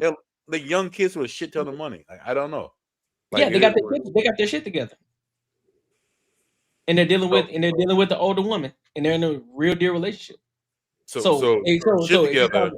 But the shit together mean they got a lot of money. Will they blow it at the end of their career or no? So shit together is money and they priorities together, bro. It's just like in general. I understand when you have shit together, but if you're 24, 25 years old and you get paid a couple $1 million to play basketball, that don't mean you get the shit together. You're making a lot of money, but that mean you get. That's what I'm saying. But in a general sense, if somebody who has we all know when somebody says they have their shit together, it is inclusive of money, but they're responsible. They're, they are a person that's a responsible individual. Their own place, own car. Like they walk around smiling. Yeah, Like, they're they like the good. self-sufficient individuals. they were like, why he always smiling? He just always they good. cool. You Yeah. trolling, Marcus. You trolling. I'm not trolling, but Yeah, I but know I get what you're saying. But I don't think those people are responsible. But yeah, they just got lucky. They're the one-offs, man. They're not the general. That I know somebody about. who's like that. Somebody who They're is not the like general 11 people years I'm younger talking than me, and he would want. I've known him for a long time, a decade, And and what about him? he would want to be in a relationship. No, most dudes want to be in a relationship. No, I'm saying with me, and I'm older. 11 Why years you ain't is get in a not relationship with him? But yeah. You're So not ready. What's the problem? Oh, she said when they do that, don't worry about it. No. It's It's not. bar. She said yeah. Even though he knows you've been around, kid, he still wants to be there. Yeah, okay. What's the problem? Well, he's had every opportunity and Mm-mm. hasn't taken the steps to. Jesus. Hold on. She's willing. She willing, and he ain't do what he's. Well, I'm saying like to he ain't doing what she want him to do. Dang, y'all ain't gonna let her answer. No. Okay, so I'll say this. You can say like, I want to be with you. I want to take you out. I want to do these things. And the action doesn't follow behind it, right? So like, you saying these things, and then you can make it happen. So, So he's not made it happen. Yeah. So. You know how flawed that sounds. It's just like nah. But I think that maybe because of the age, like I said, I've known them for a very long time. So I think because of the age, it was like I think they wanted to. So sometimes what I've realized is that people say things because they want access to you. But even if they're not getting certain access, like sex access, they still want to keep you around. They want to be relevant in your life. So, but what was the reason? It was obviously you. There was like a stop. Was it he didn't have enough money? Like, what was it? I just said that he's saying it's on him, bro. He's saying it's on him. The ball is in his court. Ball in his court. So what? Okay, so but what did he have to do to do it? So it's like you want to spend time with me to take it to another level, to see like where like how things can progress. You haven't met a woman like me. You're saying that you just can't. So are you just cutting it off? Said that's not what I want. Because I'm not saying anything. I'm just like, okay, well, can I take you out? Can I take you out, spend time with? Why is she not saying yes? Can I take you out and spend time with you? It's on him. And it doesn't follow up. So like, I'm not gonna chase you. Like, so he said, I want to do this, and you say, yeah, let's go on a date. And he doesn't follow up. Yeah, he doesn't follow up. Does that even sound fucking for real to you? Like, come on, bro. Like, real. I know we gotta listen to what everybody says. I'm just saying he doesn't follow up. He doesn't follow up. He says it, and that's why I said I think he just wants to be relevant in my life. Like, I get that. I get that. But like, if it was me, and I'm like, yo, I really want to do this, and you're like, all right, cool, I'm down, and then let's go on Friday, and I don't show up, then that's different. But you like what you're saying. So here's the thing. Different. This is what I think. I think that people want to do certain things, but they don't feel like they're in a position to do it. Yeah. So you're saying he doesn't have enough. He thinks maybe he doesn't have enough money. Maybe he doesn't have this, so he's not pursuing you the way that you need to be pursued. Pretty much. So then, because what you're saying is like it's like it's so not like, and if I share with him, like I've he'll reach out to me and stuff like that. But if I share with him, like talking to somebody or whatever, he doesn't like that. He doesn't like that, and he's like, well, okay. I can treat you better than he can. Well, I'm like, well, that's kind of hard to say because you haven't. So like it almost sounds like someone's like, I want to be there for you, but I don't have it, and then you're like, get it. I don't put any pressure. Like, hey, listen, if you say you love me, you say these things, and then you have the opportunity, and if you don't take the opportunity, then it's On the just sounds of it, sound like old buddy ain't stable enough to do back up what he said he want to do. probably because you're gonna have to. He probably feels like he has to be a certain, I don't want to say like level, but he has to make sure he's coming correct. If he do take you out and do all this stuff that he's saying, he got to keep it up. And I'm not a superficial person where it's like, oh, you got to take me out every weekend. It's not that you saying to keep it up. It's just all the shit that he's saying that he put in. That just seems hella sad, or not sad. So, but like, it seems like if that's really what you're saying, he's saying is, yeah, you wouldn't want to fuck with that dude anyways. Like he's kind of like, it's only gonna get worse. Yeah, like he's always like, oh, I'm such a loser. That's literally what you're explaining to me. And he has a lot of and the thing is, I think that he probably at one point he probably was still wanting to do his thing, but he has a lot of options. Feels that way. He wants very nice looking. If he wants that capacity. He probably got some new J's. He's like, you know what I mean, fresh. You know what I mean, like probably a little. He does some push-ups on the side of the street and shit. Like. Oh, he works out heavy. That's him, bro. Like, yeah, like it.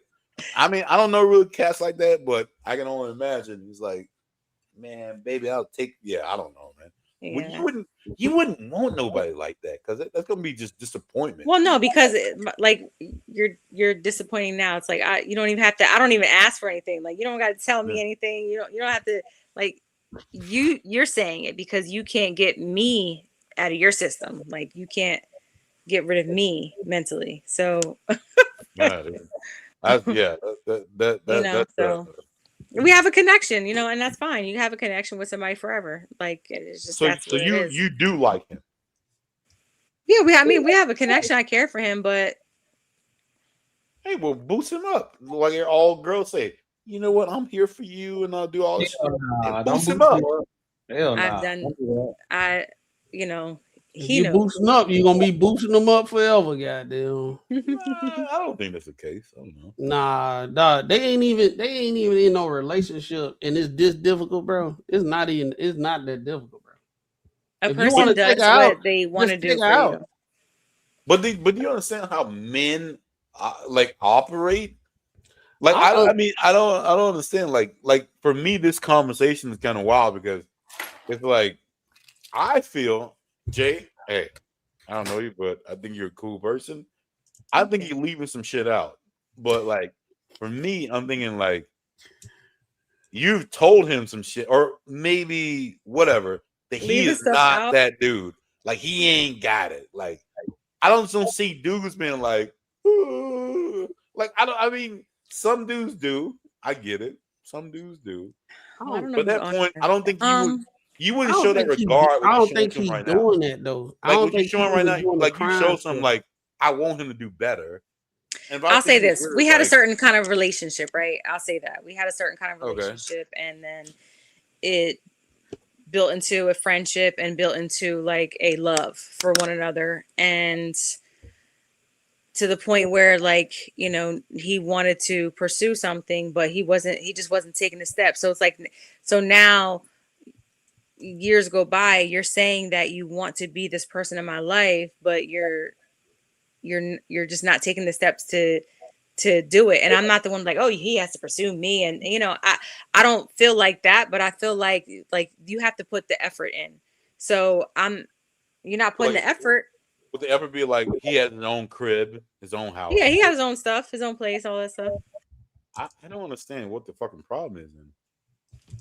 Like you're leaving something out. Like it is. There's definitely something you're leaving out. No, I just think that I think that he was probably used to the access that he had with me, and then he no longer had that same access. Like I'm not. So you switched up. I'm unbothered by he wants to put his way over the probably the years that he's dealt with other women. He said that it always reverts back to me, and so he just has to see what this is, if it can be something I told my girl one day, I was like, the best version of a man you might get is when he cheats on you, and then he figures out you're like the one. And most girls don't. That part you don't get. Like I don't know. Like it's just like in that point, like when you like, if you did something and you're like, I could have fucked this all up, and he's probably like the best version that you're gonna ever get. But when he cheats on you, if he cheats on you, because men and women are different. If they do, it depends. It depends. Wait, you're saying when he cheats on you and then he does what? He come. If it's just like because there's different kind of cheating. Like if it's cheating like someone he works with, like if someone like he like cheating like is sex. I don't know. Like what? No. Like there's two different ones. There's one that's like very involved, like him asking this person out. I think it's different. But if it's just some random and some shit happens, that's not really, that is what it is. But a lot of times when that shit happens, then he realizes how good his girl is. Like,